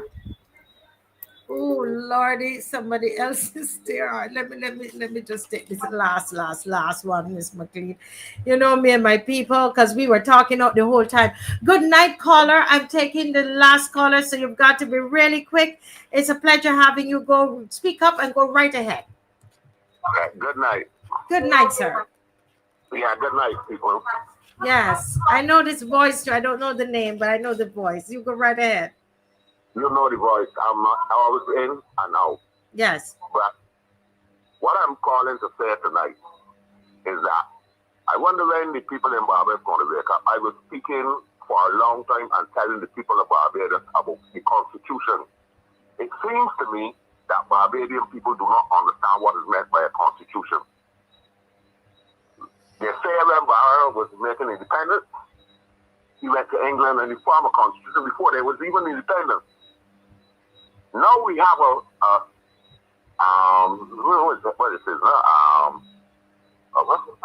republic. And within the republic, up to now, after going through all this time and all these people, there's no constitution. And the constitution is the main representative of the people in the country. All of these things are happening because nobody even want to stop, see, and take time and understand the importance of a constitution. That's why all these bills are being passed. Because they're being passed because we don't have a constitution, there's nothing to force it. Yeah, but I'm going to always say, because I have to tell the truth on the show, sir. There is a constitution. We do not have a republic constitution. So I can't let that pass because it's not true. Hold on a minute. So there's no constitution because if we are a republic and we don't have a republic constitution, there's no constitution. There is an amended constitution, sir. And no, I want the Republic Constitution. I am in agreement with you that we need the Republic Constitution. But when we say this, like somebody on here, this is why I have to correct it, is saying I don't need to follow the laws of Barbados because there's no constitution. As a responsible person, I cannot let that go because that person will go and want to flounder the law, disobey the law. You understand? There is a constitution. It's an amended constitution of what we had before. What we do not yet have, which I agree with you, is a republic constitution, sir. Can I say something? Yes, go ahead. The government of itself is felt in the constitution because they know they don't have any. They know they don't have any. They're always saying what is that now? They're amending this and they're amending that. You amend what you don't have. No, they amended what they had before. And I think it's important for us to get that out, because you cannot go and break the law because you're saying there's no constitution. You see? So we have to correct that, sir. Yeah, can I say something again? Yes, sir. You say you have a constitution which is the original constitution for independence.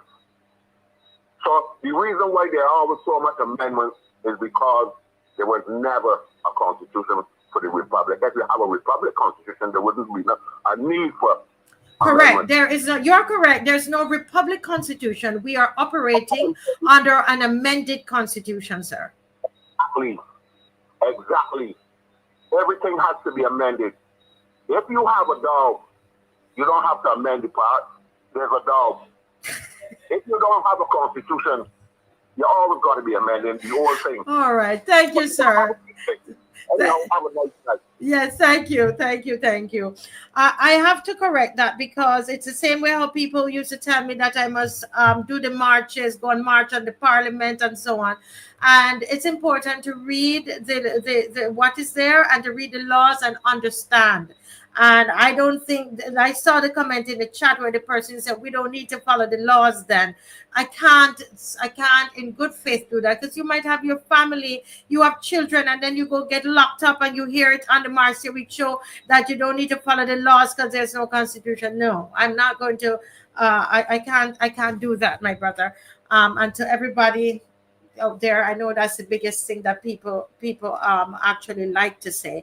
But Dave, can you close us out with this from Mr. Thorne? Thank you, Dave. I'm not hearing you. Go ahead, please.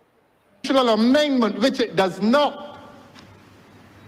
The definition of citizenship within the Constitution remains undisturbed. Let your lawyers tell you that this legislation, standing by itself, even standing in association with the Representation of the People's Act and the Barbados Identity Management Act, still, it does not alter citizenship and the rights in relation to citizenship. And if it intends so to do, it has failed to do it because it has failed to express that in accordance with Section 49 of the Constitution, it is intended to amend that Constitution, citizenship under this legislation, as defined under the Constitution of Barbados, remains undisturbed. And if you intend to extend the definition of citizenship, please, I advise you, make reference to the Constitution of Barbados. Because there's only one section that precedes the section on citizenship in the Constitution. And that section is Section 1, which speaks about the supremacy of the Constitution, which says that any law that is passed that is not in accordance with the Constitution is void. That is what you call the supremacy of the Constitution. And this legislation that has come here today has expressed no amendment of the Constitution. And it therefore cannot amend Section 2 of the Constitution, which defines citizenship. That is a free lesson in constitutional law. So that if this government has intended today, by this legislation, to change the laws in relation to citizenship, it has failed to do so. It has failed to do so. That fundamental definition resides within the four walls of the Constitution, except that there is some extension within other legislation, the citizenship legislation. But as I said, that citizenship legislation in its new form has gone to a select committee. And therefore, it is incumbent upon me to make the point again, that if that has gone to a select committee, why not this one? And impels the question, Why has this one been done with this haste? What is the hidden purpose? What is the hidden aspect? What is it that makes this so important to be done retroactively to October the 1st? What is it? Those are legitimate questions that we have asked, and we are seeking answers from this delinquent government. Your Honor, I'm grateful for the time that you've extended to me. I'm obliged, sir. Listen. Come on, give me my hand. And we don't like to big up our own. I know how we are. I know what we are, but you've got to. Class is class. And the people in St. Kitts and Nevis, they've recognized that. And yeah, they've recognized that. And I would not have known somebody there sent it to me and said, look at this class act here in Barbados. What is our opposition leader doing? They're selling off 10%. 10% of Nevis. You think that we'd march off our shoes. And Mr. Tom would have picked it up like he did with all of these bills. Thanks be to God.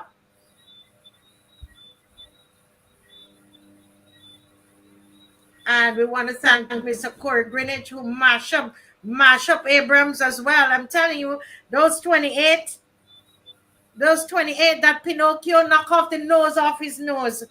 Right? He take off the very nose, Zico of Pinocchio nose, and you do whatever. I call them the name when I see it, not based on their features that God give them, behaviors, not based on their features that God give them, but their behavior. So when I say Miss Piggy, I'm talking about behavior. Pinocchio is behavior. We've seen Pinocchio 1, 2, 3, 4, 5, must have about 5 or 6 times. Pinocchio knows along from here to St. Lucie. You understand? Miss McLean laughing. I'm not joking. This is a serious. I just like how you were saying it. Listen, that man should be removed from Parliament. He should be removed from representing anybody. You understand? Pinocchio needs to go. Guys, any final words? I have to be about quarter minutes because we've gone over time, and it's still over 1,000 people are still here. Just a message from some person in Nevis. Mm-hmm. Thank you so much for your show. Nevis has woken up. Wow. Oh, wow. Oh my God, I have goosebumps.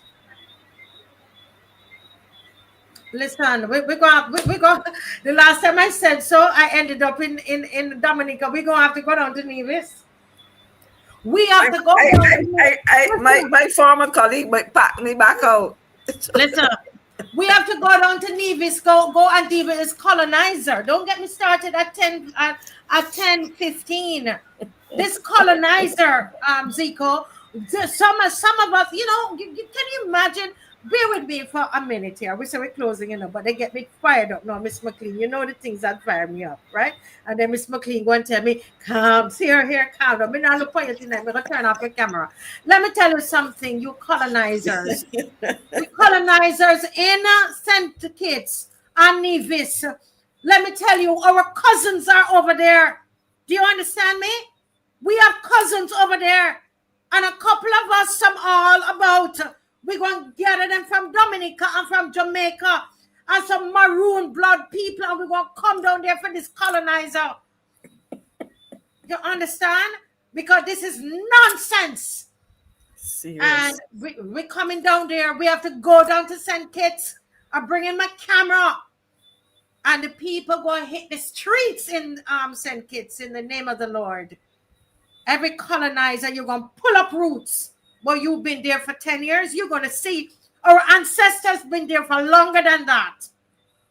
Well, you're there for 10 years. What that matter? Anyway, let's close the show. Mr. Bob, go ahead. Let's get back to it. You read that comment, and that just get me so... Go ahead, Mr. Bob. I think that tonight's show will alert Barbadians as well to what is happening within the region that a similar situation is about to happen here. And we have to pay attention to what is happening around us so that when we see the government making decisions, bringing laws, we know what the agenda is. So we have to keep our eyes and ears open. We have to get up and we have to attend marches. We have to show up and speak out. And that is how we're going to get to how we're going to let this government know that we are fully aware of their agenda. Yes, most definitely. Zico, any thoughts there, brother, before we go? What you say to the 1,000 people still on at 10:17? The people charged and ready for the road, but we're not going on till the 25th. Go ahead. Yes, I just keep it brief. Just don't be the foolish people. Just don't choose Barabbas. On the day of judgment, please don't choose Barabbas. That's all I will say. Don't choose Barabbas. Amen. Oh my goodness, Miss McLean. All I do is I call on the government to respond to the closing remarks of Mr. Thorne yesterday in Parliament. What we just played about the Constitution and its supremacy and the implications for what they're trying to do by ignoring the need to address it and address what it does in relation to the Constitution. Yes, yes. Thank you all so very much, guys. I'm fired up, and we're going to, by God's grace, we're going to be on. I'm going to be on at 1 o'clock tomorrow, and I'm going to bring this up again. This is on the link, and we're going to be on again on Friday at 7. But we're not dying down. And folks, on the 25th, get your sneakers ready, Miss McLean. We want to see you there. Get your sneakers ready. We will give you water. We have a bus. We have a little bus there. We put you in if you get tired. But we're hitting the streets again. Yes, because the 27th is when they have the Joint Select Committee is receiving all of the oral presentations and so on. And this year can't pass. Marcia, I have to apologize right now. I just checked. I have the annual general meeting of the Co-op Energy Co-op at 9:30 on the morning of the 25th. Of the 25th. Well, pray for us. We're going down the road. We are going down the road with our spoons and everything, okay? So that's an issue about the sugar industry, just so that you know that it's serious. Yes, this yes. is taking me away from the march. Yes, somebody's asking me, if the march is Saturday coming. No, not Saturday coming. It's the following Saturday, Teroni. We're taking a break because that truck costs a lot and I don't want it to be pulling on families, okay? So we take the 2 weeks and build up the money for it, all right? And as Rosalind Corbin, it's so funny to say call her Rosalind. Mrs. Corbin will be with us on Friday. Back with us. Well, we're hoping that she'll be able to. If not, we're going to see her on Sunday. But she says, we look at what we had tonight, and we did not need the 6-month stamp to achieve what happened here tonight. It happened. All right. Okay, folks. Thank you, Dave. God bless. Go right ahead.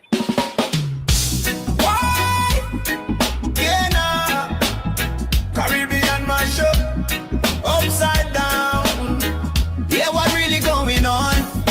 It's Project 2025, Caribbean style. Hey, hey.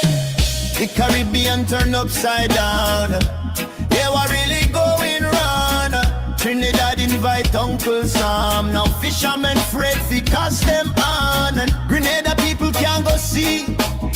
Fred the bomb go meet the belly. In Nevis government selling land. 10% gone out. Check the plan. Citizens by investment. Take over scheme. Money talking louder than dream. Dominica mash up the opposition. Them silence voice and kill ambition. No. Dominicans in St. John's and people from Belize. Back up them back set to beam with these. Freedom and movement sounding nice. But to really paying the price. You in here. It is Project 2025. Caribbean style. Some people power hungry, gone too wild. Biting off more than they could chew. Like dictators in brand new shoes. Hey. Warm to unity, carry come family. Warm